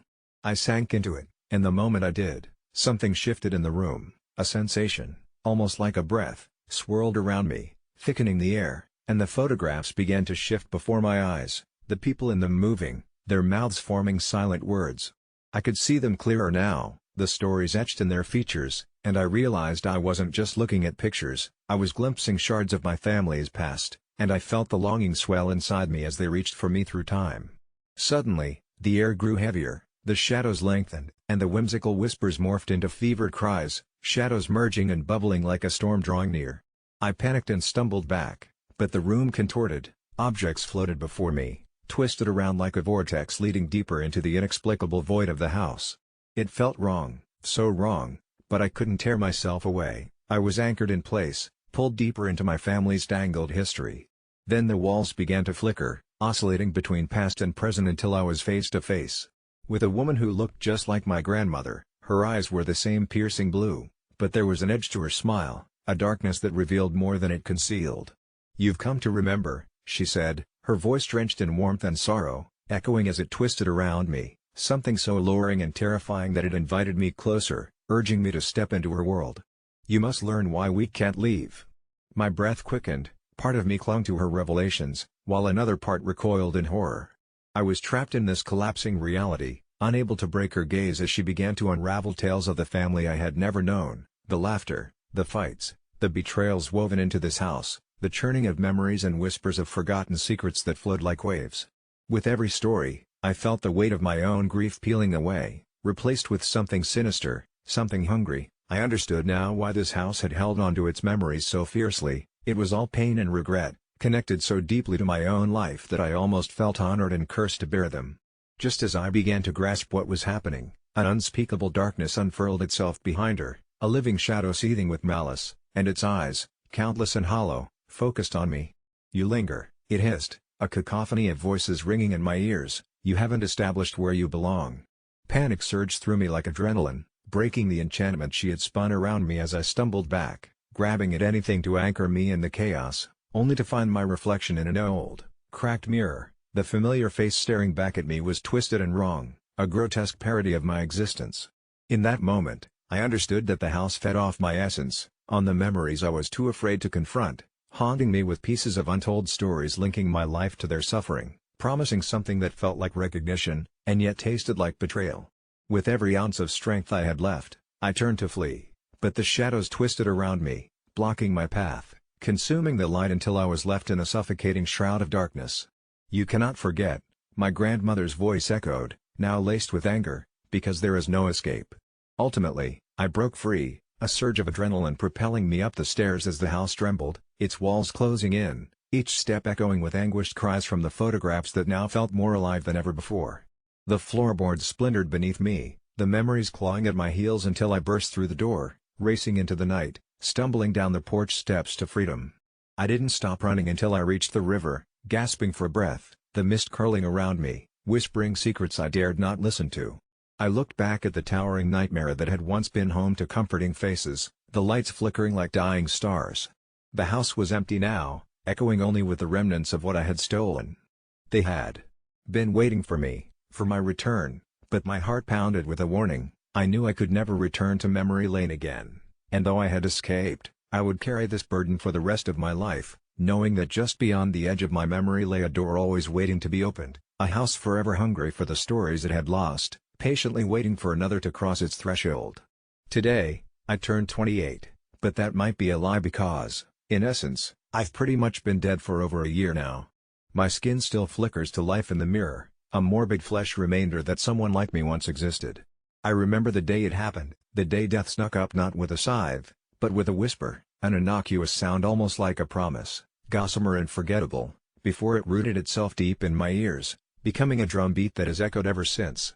The first symptom was elusive, barely noticeable really, just a subtle shadow at the periphery of vision where none should have been. I brushed it off as the usual mind tricks, something ephemeral delusions conjure on long, uninspired workdays, but the shadows were persistent. I work remotely, which, I don't know whether to call a curse or a blessing now, but back then, isolation was my ally. It allowed me to try and ignore it all, in my home office, behind locked doors, surrounded by silence. But as any addict can attest, running away is a temporary solution. The real trouble started when the whispers began to form words, coherent, longing words echoing for life, for recognition. Human voices varied in cadence, some were familiar, and others foreign, as if my mind was a global radio picking up distress signals from other worlds. Sitting at my laptop one evening, I caught a whisper that sounded painfully like my grandmother, long buried and forgotten, her voice crackling like a fire's memory. She whispered, "Come home, dear," and then silence strangled the room anew. That's when I lost time. Hours, days slipped away unnoticed, consumed in a black void of dead thoughts. Emails from my boss went unread, deadlines vanished like vapor into mist as I absorbed the growing procession of the dead calling my name. Panic clawed at my chest when I realized a week had passed, and I hadn't moved from my desk.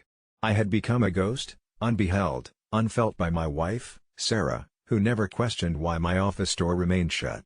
It seemed she, too, was fading, her presence a blur some days, and I feared asking her about it as if acknowledging would make it true. On the night of my actual 27th birthday, our small ritual celebration passed without mention of merriment. Her eyes were vacant, trained not on me but through me. The day afterward, she was gone, the world moved forward, yet I remained locked within my personal grave of darkness and whispers. Days turned into thunderous nights as the whispers grew into sing-song chants, relentless and escalating.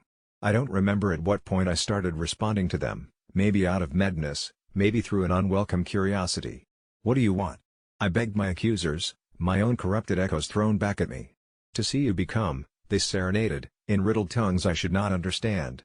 In those fractured moments of dialogue, my computer screen blinked, cloaked in static like an inverted portal, the whispering now digitalized into binary volleys. Each wave a tangle of zeros and ones forming chilling instructions to follow. I ignored them at first, refusing to unravel the pages of dead words they led to, encrypted secrets from an eternal library. My hunger, however, grew insatiable, tugging me deeper into electronic wilderness where rest was for others, and I sped through data cities built by ghost logic in surreal silence. It's difficult to articulate when true reality detached, whether I drifted into sleep or simply existed in a new state of waiting. Finally, one day the whispers stopped altogether, replaced by an unyielding silence. Time slowed to a harrowing crawl, and that's when I knew, it was inevitable. I had been claimed. Somewhere in my chest, a cold steadiness thudded, each heartbeat growing softer. I became inexplicably aware of my own mortality, while paradoxically knowing it had already slipped through my fingers. Standing in front of the mirror now, reflecting a ghost with tangible skin, the last year feels like a whisper-turned nightmare from whispered promises I'd unwillingly embraced.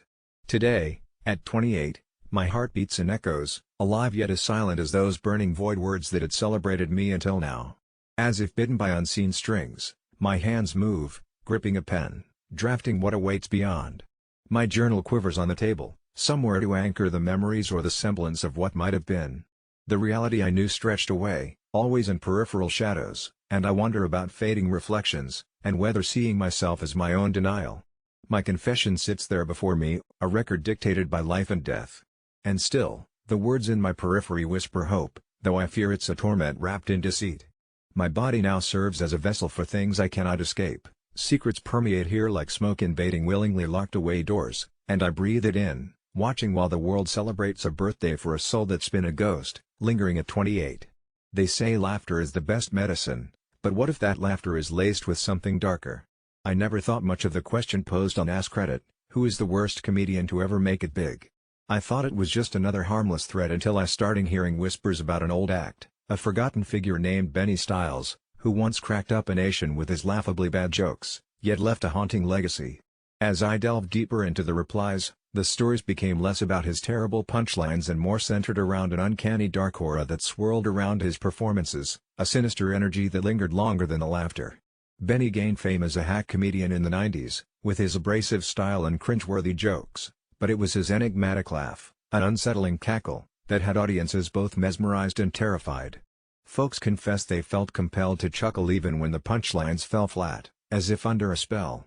But it wasn't until the night of his infamous show in a dimly lit comedy club that the tales turned from absurd to horrific. Benny, notorious for not just failing to make anyone laugh but actively inciting anxiety, stepped onto the stage and the atmosphere shifted. You see, he didn't perform with typical bravado, no, it was more like he was conversing with shadows. That night, he told a story of a lost soul, desperately seeking approval through humor, and as he went on, an odd tension clung to the air, like a static charge before a storm. The crowd's laughter turned into a nervous symphony, a shared discomfort that washed over the room like a cold wave. One by one, audience members began to choke on their laughter, their faces twisted in confusion.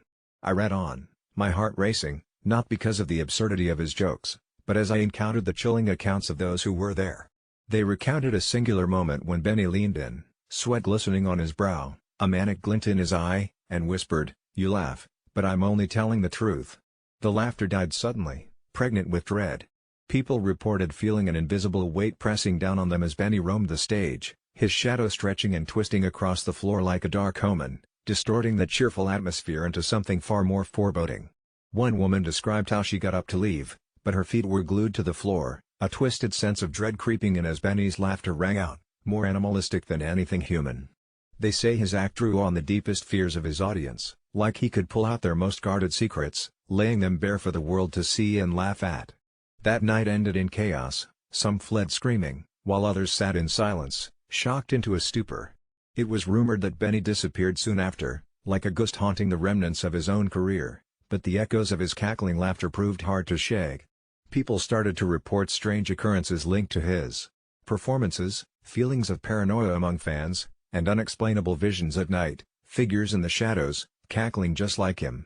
The more I read, the more I realized Benny's legacy wasn't just one of comedy gone wrong, it was a conduit for something that thrived on fear. I began to notice how many had shared their experiences of laughter transforming into something grotesque. Comedians began to vanish, and whispers of audience members showing up in bizarre places, repeating Benny's words as if they were incantations, sent chills down my spine. People became uneasy about the very concept of laughter, and Benny's name faded into myth, but not before sparking the rumor mill that he had made a pact with the dark side of comedy, one that twisted humor into horror. With each retelling of his story, the line between joke and terror blurred further, until laughter became a warning instead of a release. I tried to dismiss these paranormal allegations, until the night I went to a comedy show feeling reckless and aimless, wanting to shake off the mundanity of life. The comedian on stage was a local guy, earnest in his awkwardness, but something about the room felt wrong. Midway through his set, a sudden gust of wind ripped through the room, extinguishing the candles that lined the mantel, leaving a strange chill that made everyone laugh nervously. But then the comedian paused, a smile locked in place, and his eyes glazed over, eerily reminiscent of those accounts of Benny Styles. He leaned forward and softly delivered the words that struck me like lightning, "You laugh, but I'm only telling the truth." The air thickened around us, and laughter turned into silence, spiraling into a panicked whisper of recognition among the audience, a flash of Benny's chaotic energy washing over us. I turned to leave, backing away as my heart thundered in my chest. It felt like I was stepping into the grip of something unspeakable, a legacy that wouldn't die, but only lingered for you to find, lurking in every punchline that turned sour, teasing you with the horror hiding beneath humor. Now I sit here at my computer, staring at the walls as I hear Benny's laughter echoing faintly in the distance, and I can't shake the feeling that someone, somewhere, is trying to unleash his story once more, ready to prove that in the world of comedy, the worst can become the most hauntingly unforgettable, and that's the real punchline hidden beneath every joke. I always thought I knew pain. I mean, I've had my fair share of heartbreaking experiences and physical injuries, but they all felt like a warm-up compared to the real nightmare that would soon unfold. It all started with an innocuous question on Reddit: what's a type of pain people underestimate until they experience it for themselves?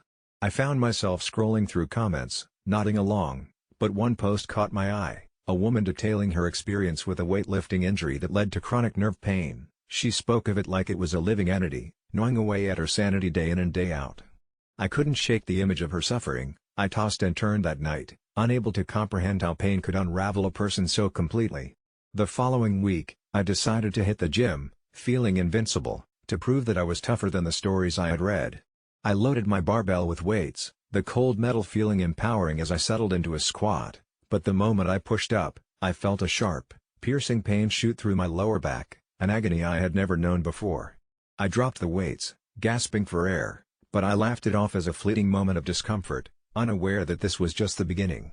I ignored the warning signs, even though I struggled to lift my bag for the next couple of days. I convinced myself it was just a muscle strain that would fade. Instead, it blossomed into something darker, a relentless flame igniting in my spine and cocooning my body in unforgiving knots. I spent hours researching remedies like a crazed scientist, desperate for relief, to no avail. I visited doctors and specialists. They took turns poking and prodding, diagnosing everything from sciatica to herniated discs, and each misdiagnosis chipped away at my hope. The pain morphed into this uninvited entity, coiling around my thoughts, squeezing tighter each time I dared to ignore it. I noticed weird things happening. Objects would fall from shelves in my apartment when I was resting, my hands would shake as I glimpsed what I thought were ghostly figures in the corners, and when I finally tried to sleep, it was like the universe had conspired against me. I would lurk in this weird half-state, where pain and dreams entwined, visions of shadows creeping closer until I screamed and awoke, drenched in sweat. My friends started noticing my change in demeanor. I isolated myself, avoiding social gatherings, dismissing my once-beloved hobbies, and the simple act of getting out of bed became a ritual of agony. It was during an especially dark night, as I lay there staring into the crevices of my ceiling, hypnotized by an unfocused pain, that I came across another Reddit thread titled "The Shadowy Figure in My Room." The tale was narrated by a user describing how they were haunted by an entity that fed on physical pain. My mind racing, I thought it was ridiculous at first, but over time, the words twined into my fears until I noticed odd happenings around me. It felt like something was lurking deeper within the shadows cast by my shelves, creeping closer as if it knew I welcomed it because of my affliction. The nights blurred together, and the lines between lucid thought and delirium began to erode. I couldn't tell if the feverish whispers I heard were figments of a broken psyche or if they were something else entirely. As I stumbled out of bed one morning, I locked eyes with the dark mass in the corner of my room. It had no discernible shape, just a collection of swirling shadows, vibrating as if angry or hungry. The weight of my pain felt lighter, more bearable, but I realized it was because I could now recognize its original source. It seemed to pulse in unison with the shadow, like a grotesque dance we were doing, each time surging a little closer, whispering promises of relief if I took one more step into its darkness. I resisted at first, convinced it was my mind playing tricks, but the pain spoke to me differently now, urging me to give in, to let it consume me entirely. My friends reached out, asking me to join them for dinner. After days of ghosting them, I emerged from my seclusion only to find that their laughter cut through me like knives. The pain returned in full force. It wanted acknowledgement, and it was furious I tried to distract myself from it. That night, as I lay in bed, the oppressive presence filled my room once again. Shadows twisted and contorted on the walls, making it impossible to tell where my body ended and the darkness began. I felt paralyzed with familiarity. Thoughts ricocheted through my head, the woman on Reddit, the figures in the corner, the unpredictable pain, and it dawned on me that I was being hunted. The shadow flourished, collecting my suffering like a monstrous trophy. As weeks fell into months, friendships having withered and vapors of sanity slipping away, I closed the door to my consciousness, walking willingly into that abyss, finding that surrender birthed a different type of pain, the one that left you hollow and empty. I became a shell of the person I once was, mutable under pressure, molded by darkness until I became it. The irony became too thick for my heart. So many had warned me about physical aches, but the anguish of despair disguised as comfort was the torment I never saw coming. My body faded, but the realities that bind our existence, friendship, joy, light, all retreated like mist, leaving behind a gaping void where the shadows reigned supreme. And as I reflect on that initial Reddit post, I wanted to warn you, underestimating the pain of losing yourself is far more crippling than any barbell dropping on your spine could ever be. When I was a kid, "Everything will be okay" was my dad's mantra, a soothing melody that played through our home like the notes of an ancient lullaby. I believed it, wrapped myself in its promise like a blanket on a cold night. But childhood innocence is a fragile thing, much like glass that's beautiful yet perilous when shattered. The cracks began when my dad, once the robust pillar of my world, started to slump into himself, like a clock slowly winding down. It first manifested in the little things, missing tools around his workshop, forgotten names of old friends, but when he began confusing my birthday for my sister's, I knew something was terribly wrong. Despite the doctor's white coats and sterile reassurances, their words felt hollow, more for themselves than us. Early onset Alzheimer's. Dad's strong hands that built my treehouse now fumbled with the simplest tasks, shadows haunting the blue of his eyes. I moved back home, abandoning a nascent career, clutching onto threads of our past life, trying in vain to stitch together our unraveling continuity. "Will it get better?" he'd ask, his voice fragile as paper. "Of course, Dad," I'd lunge, hiding the tremor in my voice. But how could I confess? How do you tell the man who taught you bravery that the monster lurking under his bed wasn't one you could scare off with a flashlight? The worst part was the intermittent clarity, the moments where he'd look at me, really look, and whisper, "I'm slipping, sweetheart, aren't I?" I'd choke back the truth, forcing a smile, knowing denial was a privilege I couldn't afford. Every forgotten memory was like a funeral, mourning the loss of pieces of my dad while pretending life went on uninterrupted. Mom tried to maintain her stoic demeanor, yet I saw her falter, misplacing keys and burning dinner more often, as the reality of our situation flayed her sanity. I stepped up, or at least I tried to, cooking meals he forgot to eat, telling stories of our childhood he no longer remembered. The nightmares came next, taunting specters dragging him from sleep to waking confusion, leaving him breathless and me with another flammable reminder that nothing was okay. I started recording his better days, convinced that digital memories could survive what biology could not, but every time I watched them, the gaps in his presence echoed louder, a chilling void where affection used to reside. Then came the day I dreaded most, when my name slipped from his memory like sand through an hourglass. "Who are you?" he asked, the desperation in his eyes something my heart never imagined before. Masking my crumbling insides, I answered, "It's just me, Dad," as cheerfully as I could muster. It felt like betrayal, a deceit I willingly wrapped him in. The reality he deserved was beyond my courage to deliver. I fantasized about finding a miracle cure, something to rewrite the unyielding etchings of his diagnosis, but reality is an unforgiving teacher, and all I could do was stand silently beside him, holding onto his hands as desperately as I held onto memories. Now, as we prepare to admit him to a full-time care facility, a kind place with smiling nurses and pastel walls, I am tormented by guilt, the knowledge that I've prolonged the inevitable. As I helped him pack, folding clothes with care, he looked at me with fluid tears pooling in his gaze. "I used to hold you when you cried," he said, a fragile recollection that floored my very soul. "I remember, Dad," I replied, "you always said everything would be okay." As the words left my lips, a bitter laugh escaped my chest because here I was, an adult now, a picture-perfect paradox of the child he once knew, telling the most significant lie of my life. The absence of hope is insidious, burrowing deep, a thief of the sincerest kind. For the truth is, everything will not be okay, and I am terrified of the unknown darkness that awaits once he's gone, a finality to our shared lives.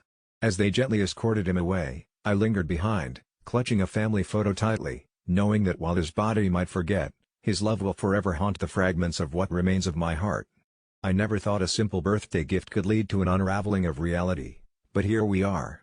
It was my girlfriend Sarah's birthday, and despite being together for 3 years, I still struggled with gift-giving. I had heard her mention, perhaps in passing, that she adored handmade crafts with a personal touch, so I decided to make her a quilt. I had no experience with sewing, but how hard could it be? After weeks of late-night YouTube tutorials, I finally stitched together something that resembled a blanket more than a quilt.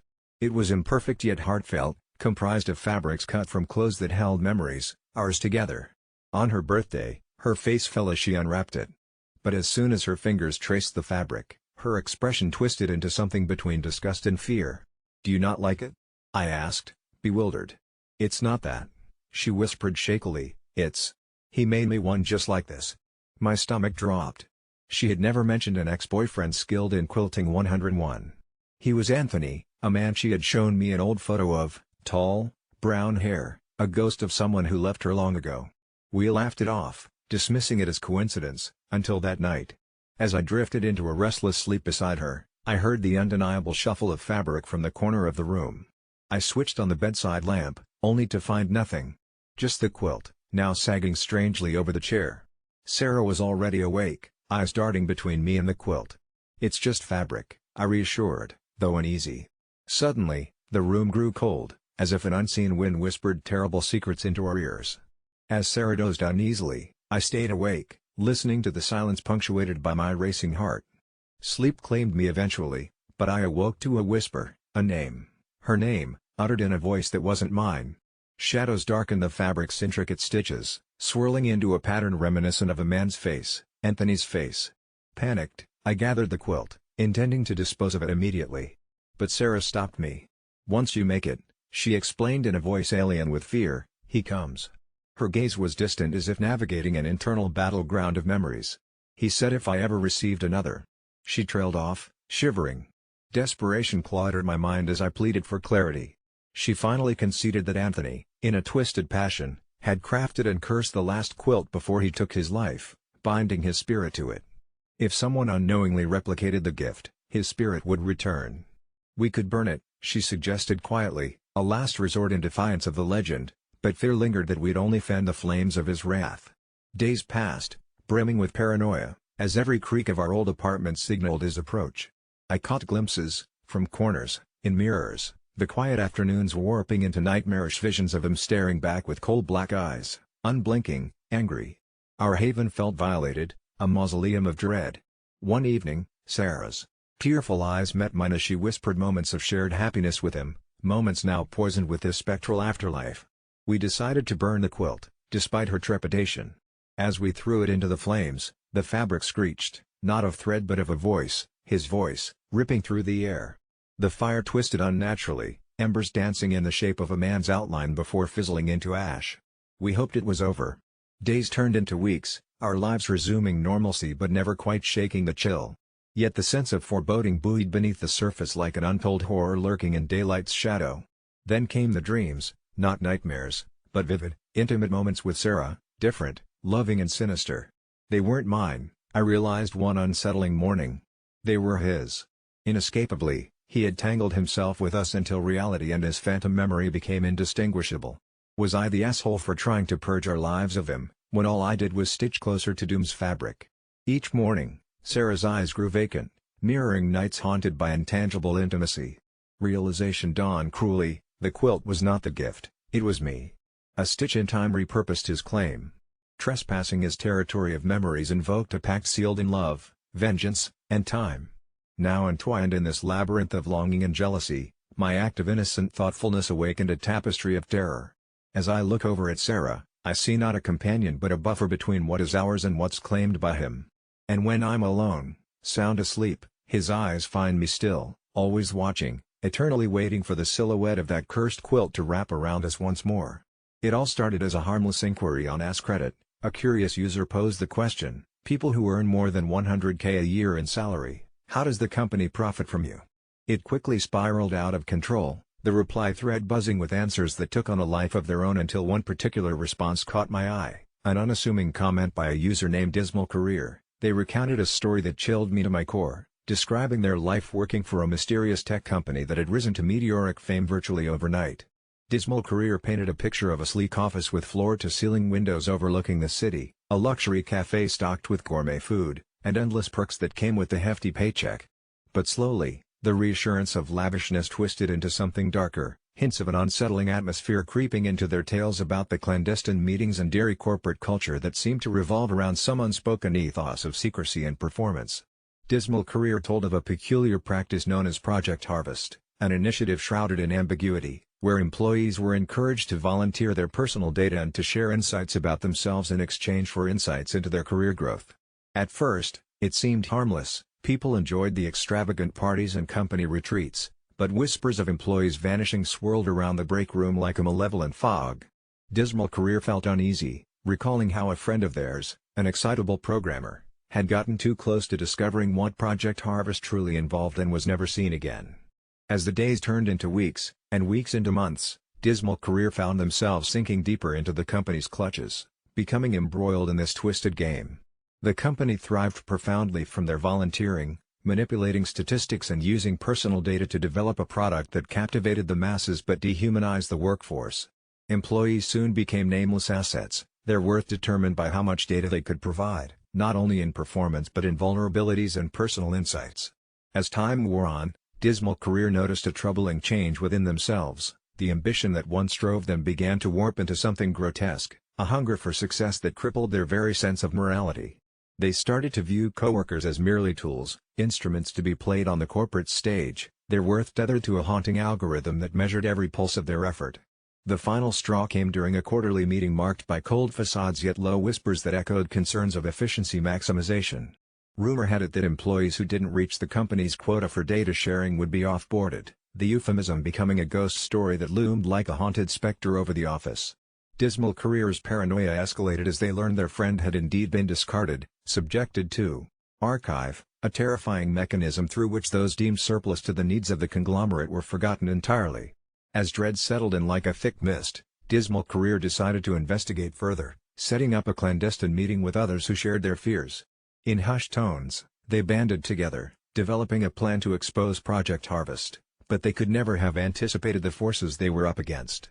The company had ears everywhere, and instinctively, one of their own, someone who had seemed genuinely concerned, betrayed them, tipping management off to their rebellion. One by one, after work hours, they began to vanish without a trace, lending terrifying credence to the stories of offboarding. And then it was Dismal Career's turn. On a mundane Tuesday evening, they received an ominous email requesting a final review with their supervisor. As they stepped into the conference room, a chill swept through them as the door clicked shut. The air grew heavy, pregnant with the knowledge of betrayal that rattled against the walls like an invisible force. They were cornered by their superiors, faces devoid of morality but brimming with suffocating authority. The details of Dismal Career's so-called reflection were painfully orchestrated, a judicial review turned ritualistic, and with every question, every assertion that their personal revelations had not been productive enough, the realization crashed into them like icy water. This was the archive in real time, the very system crafted to eradicate the unworthy. There was no way out, no escape from the clutches of a corporate monster, the price of which had come to fruition with their own consent. As the room dimmed, a blaring red light overshadowed them from a device surreptitiously hidden beneath the conference table. A final shred of disbelief filled their mind, elbowing past the uncomfortable truth. They were not just a cog in a machine, they had willingly contributed to creating an elaborate web of control that now entrapped them. Paralyzed by dread, they learned the bitter truth: the company didn't just profit from their presence, they fed off their very essence, a twisted loop of ambition and desperation that would deteriorate their humanity, all measured in algorithms. The last thing Dismal Career remembered before darkness swallowed them whole was the chilling reminder echoing in their mind from that Ask Reddit post: "Be careful what you share, you might just become what you give away." It started innocently enough, as most terrifying stories do, with a simple text from my younger sister, Alyssa. "Can you help with the decorations for my baby shower?" she'd asked, attaching an impossibly long Pinterest board filled with pastel balloons and intricate floral arrangements. I was buried in work, but she was my baby sister, the one I'd saved from Mom's wrath countless times when we were kids, so I agreed. Little did I know, this decision would unravel into a tangled mess that would leave me questioning my sanity. As the weeks slipped by, the requests grew more extravagant. Soon, I was in charge of not just decorations but catering, guest lists, and venues. Alyssa insisted on a specific lavender-themed color palette, because it's calming, she claimed, but it was odd how insistent she was. Each time I hit a minor snag, like the salmon bruschetta running out of stock or the lavender napkins on backorder, she'd chuckle on the phone in that lilting voice she used, almost like she already knew I'd have these problems. It was frustrating, especially when she'd call late at night, her voice tinged with desperation and a strange eeriness, saying, "Please, Sarah. This has to be perfect. It's important." Weeks crept forward, and the demands became increasingly peculiar. She wanted a specific brand of crème brûlée flown in from Paris, a harpist who'd play certain keys only during sunset, and, unreasonably, that every attendee wear a lavender-hued outfit. It was as if this shower was the pinnacle of her existence instead of a joyful gathering to celebrate new life. Then came the phone calls. They'd start with Alyssa's tremulous voice, but slowly diminished into jumbled whispers, almost like multiple voices talking over each other, all insisting on how the event had to meet a specific, almost ceremonial standard. Each time, I'd hear what I thought was another voice underneath hers, deeper, ominous, telling me in an undisputable tone to deliver. It was as if the baby shower had morphed into some sacred rite, with rules and rituals I dared not break. Days before the party, my exhaustion turned into paranoia. I'd hear rustling and whispers whenever I scrolled through that damned Pinterest board Alyssa was obsessed with, as if those pastel decorations and floral arrangements were trying to convey some cryptic message I couldn't fathom. An unsettling déjà vu tickled the back of my mind whenever I'd see those lavenders, familiar, yet impossibly out of context. It all climaxed a night before the shower. I was setting up at the venue, a remote, plush garden Alyssa had picked for its atmosphere, when an icy wind grazed my skin, and I froze. As I turned to grab the last strand of garland, I saw them. People, Not relatives or Alyssa's friends, but figures dressed in anachronistic clothing, peering from behind the bushes, eyes glazed in anticipation like porcelain dolls waiting for the curtain's ascension. Their clothes, all lavender shades, dulled by age or maybe something else, almost like they were. No. I shut my eyes hard, attributing this to stress hallucinations. But it wasn't just that, I felt it in my gut, a lurch like a predator caught scent of me. I returned home, shaking off the cold embrace of that cursed venue, still trying to rationalize everything. That's when Alyssa's final call came in, jagged and warped across the static phone line as she plotted the shower's timeline once more. Her voice, now edged with something terrifyingly unfamiliar, intoned, "It can't go wrong, Sarah. You know what happens if it does." And then, in that moment laced with clarity or insanity, I whispered back, "I don't want anything to do with it," knowing whatever Alyssa had planned crossed beyond the line of mere mortal celebrations. The line went dead, though my soul quaked with a foreboding that the conversation was far from over. I did not attend the shower. I did not pick up her voicemails or listen to the eerily calm recordings she left, draped in the soft cries of infants, or something trying to mimic them, faint but insistently there.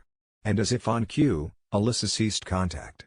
It was only months later, when the whispers at family gatherings turned to hushed tones, that I heard how the guests at the gathering, those anachronistic figures, merged into rumor, blurred like ghosts that twisted into the fabric of some forbidden tale no one wanted to admit they saw. They spoke of how those figures somehow vanished as the clouds swallowed the sun, leaving a lingering impression of purplish haze that seasoned the stories of everyone present. Some claimed the hues never left their wardrobes, some murmured of haunting lullabies, and one auntie fainted at our next holiday dinner when a lavender-clad infant crawled into her lap, though Alyssa claimed it was her baby, just innocent, just normal. But when Alyssa's eyes met mine across the room, there was no warmth left, just the cold satisfaction that she'd completed a pattern older than we'd dare understand.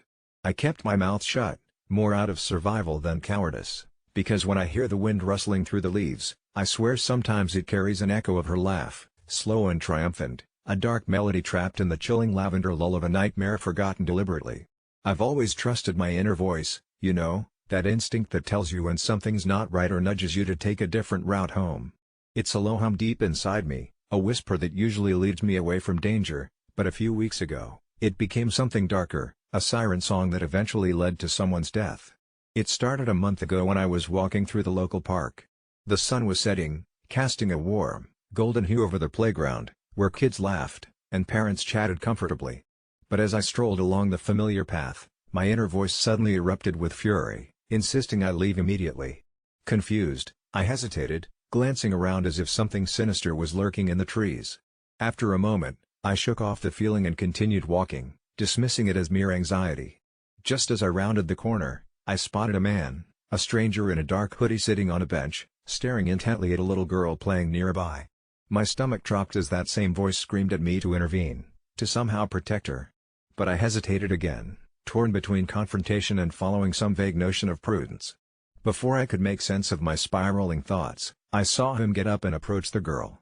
I've never felt fear like the moment that followed. Every muscle in my body froze as my gut twisted violently at his intent. Instinctively, I sprinted toward them, shouting for him to back off. As if in a trance, the man turned to face me, his expression unreadable. The girl's mother glanced over, horror painting her features as she dashed towards her daughter. My heart raced as I closed the distance, ready to put myself between them.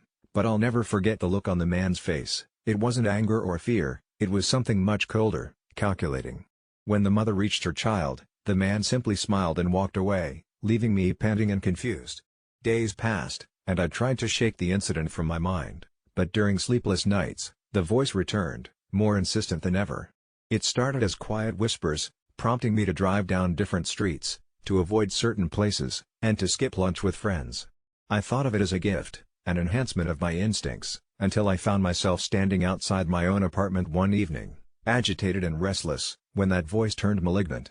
It urged me to follow a figure shrouded in darkness, a ghost that beckoned me from the sidewalk, and against all reason, I took the bait. The figure led me deeper into alleys, twisting and turning until I found myself in a dimly lit part of town, where the air hung heavy with tension. I should have stopped, should have turned back, but the voice roared now, insisting I must know why I was brought here, why I needed to follow. Finally, it led me to the back of an old bar where two men argued.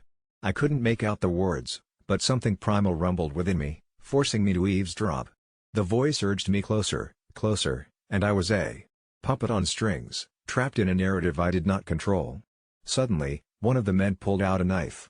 My heart thundered, but the voice screamed for me to stay put, to watch, to learn. I shivered as I heard a harsh sound, a blade slicing through flesh. The man crumpled to the ground, dark red pooling around him, soaking the cracked asphalt. I wanted to scream, but the voice shackled me, forcing me to witness every horrifying second. It wasn't until the sirens blared, cutting through the stillness, that the figure evaporated into the shadows, leaving me standing, paralyzed by an invisible grip. Sharp focus returned as I stumbled back onto the street, realizing I had a front row seat to a murder, sealed within me like a dark secret. I hurried home, adrenaline coursing through my veins, my thoughts a whirlpool of regret and dread. Hours turned into restless nights filled with nightmares painted in blood, and I thought I'd never be the same. But worst of all was the nagging sense that somehow, I had been complicit. The voice was still there, taunting me to acknowledge the truth. Days bled into weeks, and I refused to confront the reality of my choices, yet I found myself drawn back to the park, as if it was magnetic. The warmth of the sun felt like a false promise, and I wandered among the trees, hoping to feel normal again. But my inner voice was restless, whispering that something else was lurking, waiting for me to acknowledge it. That's when I realized, the voice was no longer a guide, it was a predator, hunting for new prey. The vibrant park deteriorated into a cacophony of malevolence, and instincts morphed into a twisted game of survival where I was always the hunted. I needed to escape, to silence it once and for all, but every avenue led me back, ensnared in a cycle I couldn't comprehend. When the whispers led me to follow yet another shadow one night, I barely recognized myself. I was no longer the person listening to her instincts, I was lost in this abyss, deluding myself that if I witnessed or intervened, perhaps I could absolve my guilt. But every choice turned darker, edging me closer to the ledge of madness as I started to feel the tug of something far more sinister. Each echoing footstep behind me or a rustling in the foliage twisted my stomach into knots, until one fateful evening, it finally culminated. I had followed the haunting voice back to where it all began, the park, but it wasn't by accident, it felt orchestrated, like a cruel joke. As the setting sun cast elongated shadows, my heart pounded in my chest as I found the same bench where I first saw that man. The dreadful sense of déjà vu washed over me when the figure reappeared, a shadow wearing a devilish grin, its eyes glimmering with a darkness that made every hair stand on end. The voice roared with triumph, pushing me forward as if wanting to embrace this abyss. That's when the unthinkable happened, the figure turned, revealing the scarred face of the man who had been murdered, and before I could process it, the voice transformed from an ally to a monster, hollering, "It's your fault." My stomach lurched as I realized my inner voice had been a gateway to the supernatural, it had led me to him, and in that terrible moment, I understood. My instincts had not only risked my life but also unwittingly led to the death of another person. It felt like drowning as the specter's hollow eyes bore into mine, reliving the pain and anguish, leaving no doubt that I'd become the puppet in a narrative spun from the threads of someone else's demise. I wanted to flee, but I was paralyzed, held captive by an awareness that maybe I had always been meant to follow, that every misstep had led me here. As his mouth opened to scream accusations, I screamed too, releasing every ounce of tangled horror that wrapped around my heart, and with it, I felt the suffocating grip of my inner voice pull away. That night, trapped in that park, I realized what had haunted me was never about trusting my instincts, it was about confronting the darkness I had allowed to fester, the blood on my hands that would never wash away. Last summer, I met Jared at a camping trip organized by mutual friends. We connected instantly over shared jokes about our mismatched gear and ended up rehashing every horror movie we could remember around the campfire. We dated through autumn, captivated by each other's company and a mutual love for the eerie. That winter, while rustling through the heat-blasted antique store, Jared found an intricate silver locket and clutched it to his chest with a surprisingly earnest look, claiming with a proud grin that it once belonged to his great-grandmother, Elise. She was a woman shrouded in family legends, known for bringing luck to those she favored and misfortune to those she didn't. He insisted I wear it, as though it sparked some familial tradition I was unconsciously participating in.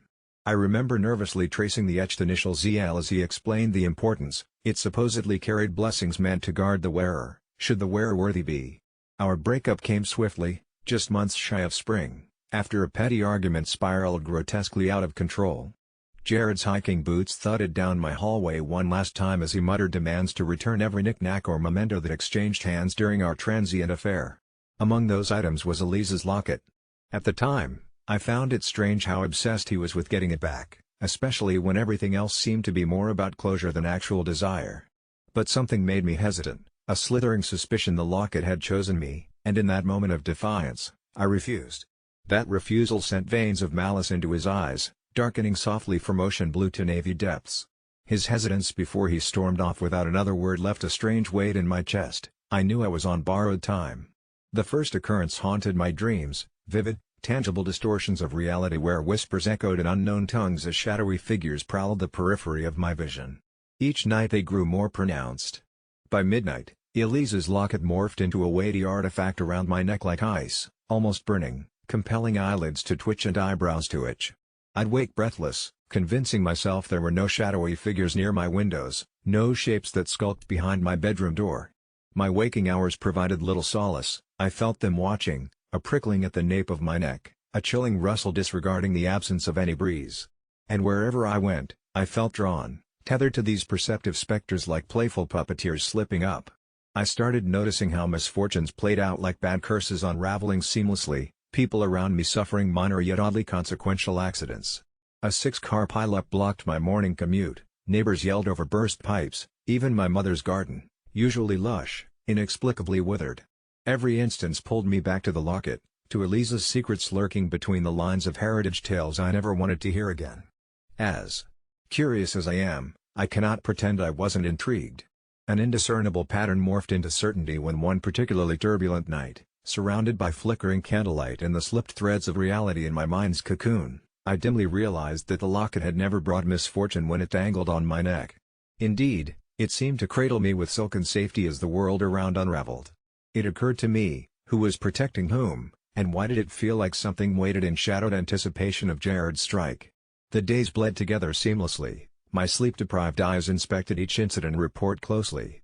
A framed photo slipped unbidden from my grasp, it shattered, revealing a hollow cavity behind it. Stuffed hastily between loose boards were the journal excerpts of Jared's great-grandmother Elise. Her neat scripts narrated not simply life as uneventful and serene but detailed how vividly the locket had similarly favored her, until she made the mistake of trying to sever the bond it held. Words dissolved into a muddle, a quick sketch etched a family deeply entrenched in the knowledge this trinket carried an unseen curse, a decidedly malevolent ancestress who punished those trying to control her gift against her wishes. That night, the temperature plummeted. My breath fogged the air inside, sleep evaded me entirely, threads of Elise's narrative spooling in my mind. An overwhelming sense of presence pressed down, the room contracting as whispers clawed at my consciousness. Despite the terror, there, underneath was a peculiar certainty: Jared would return, and soon. The locket pulsated subtly, almost soothingly against my skin as pieces aligned. It was time to embrace the inheritance or suffer consequences beyond comprehension, to understand Elise's warning or be enveloped whole by the desires of restless spirits that refused to be forgotten. A few days later, I found a letter from Jared, devoid of any markings suggesting why it arrived unsealed and unmarked. His script was hurried, almost desperate, beseeching an exchange at a deserted park we frequented. The call echoed through me. Alone beneath skeletal trees towering against moonlit skies, I arrived at our meeting point, the air electric, laden with expectancy and vibrating harmonically against the locket's pulse. His silhouette wavered ahead, hands thrown up in mutual greetings shaped by shadows. He looked thinner, more haggard than our last encounter, akin to a man hollowed by relentless tides. It felt deceivingly straightforward. The locket hadn't merely kept the burdens at bay, it had consumed them. I could barely divine his apologies and mumbled regrets, how keeping it was beyond that of coveting and slipped entirely towards retribution. "She needs us to listen," his voice croaked, the realness of Elise manifesting finally through every choice I had made since the fateful day at the antique store. Beneath the searing gaze of spectral eyes, the air grew taut, dense with sorrowful resignation. "We cannot reverse it, only accept," Jared whispered, his hand extended in silent vow, urging a partnership extended beyond our corporeal ties into half-life reckonings. The transaction of spirits occurred not with fervor but with gentle, deliberate acceptance. At that instant, an unfurling sensation passed through every fiber of my being, as Elise laid claim to her chosen, binding unseen fates while freeing us to redefine our ghosted legacy with her ancestral shadow alongside us, always watchful, forever vigilant. Thus, the locket remains. Bound not to a finite life or love but a bond of necessity, a pact sealed in understanding cloaked among the whispers of trees that only stir and sing when our footsteps pass through, as they will, for all eternity. The night of my grandmother's funeral, I thought I would feel a sense of closure, a moment of bittersweet peace, but instead, as the last of the mourners trickled out, I felt a tightening in my chest, like hands gripping my heart, and it only intensified when I found myself alone in her old, creaking house. From the moment the door swung shut behind me, the air seemed to thicken with her absence, and I swear I heard whispers, barely audible, but certainly there, calling from the shadows time-worn with family secrets and ghostly echoes. I trekked through the house, memories cascading over me like the dust that danced in the fading sunlight. The smell of her lavender perfume lingered in the hallway, reminding me of the bedtime stories she used to tell, her voice a honeyed incantation that painted our family's lore. I found myself drawn to the attic, the space she told me never to explore unless she was around. The words mingled with undertones of fear that seemed to gnaw at my instincts. Against my better judgment, my hand reached for the doorknob, a flickering candle in my other hand casting jagged shadows that danced ominously across the wooden planks of the floor. As I yanked the door open, a rush of stale, cold air slammed into my face, bringing with it the intoxicating smell of mildew and something rotten. I clambered up the ladder, heart pounding, each step echoing like a countdown to something inevitable. The attic was cluttered with old furniture draped in moth-eaten sheets, boxes stacked haphazardly, some labeled in Grandma's delicate handwriting, but one corner caught my eye. Uncovered by its shroud, an ornate vintage mirror stood, its surface murky and cracked, like the remnants of a stormy sea. I took a cautious step closer, drawn in by its eerie charm, and as I peered into the depths of the glass, the faint whispers returned, hushed and urgent, "Don't make your mother angry."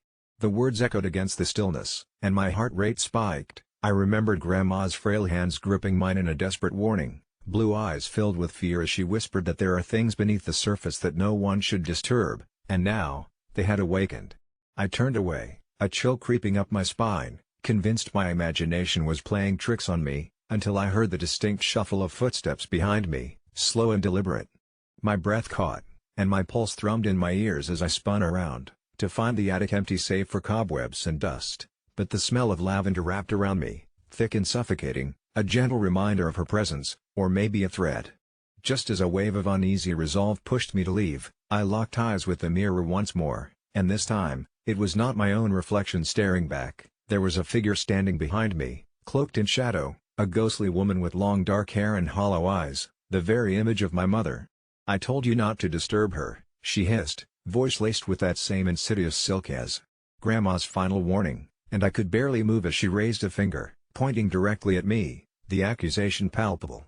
"It's been too long, sweet child. You've kept her from us." The cold in the attic deepened, and I staggered back as whispers turned to shrieks, echoes of generations lost, each one carrying the weight of their rage.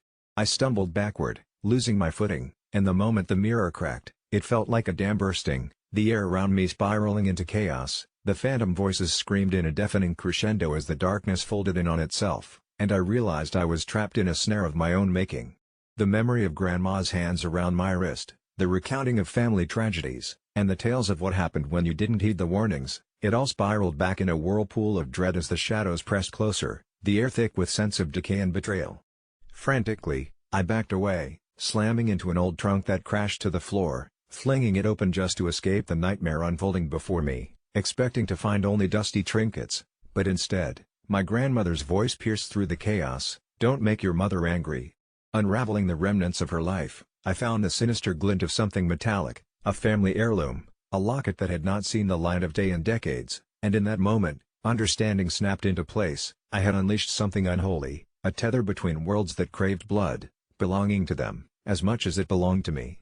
I thought of my mother, the bitterness that had seeped into her veins from a life of silence and half-truths. As the entities lunged from the mirror, I held the locket to my chest, shouting with every ounce of strength I could muster, "I'm sorry. I'm sorry." Hoping the shadows would recognize the plea, but the darkness smirked, gaping maws opening in laughter, my grandmother's voice resonating across time as the light flickered out, sealing my fate with just a few simple words hanging ominously in the suffocating air, "Now you'll never make her angry again."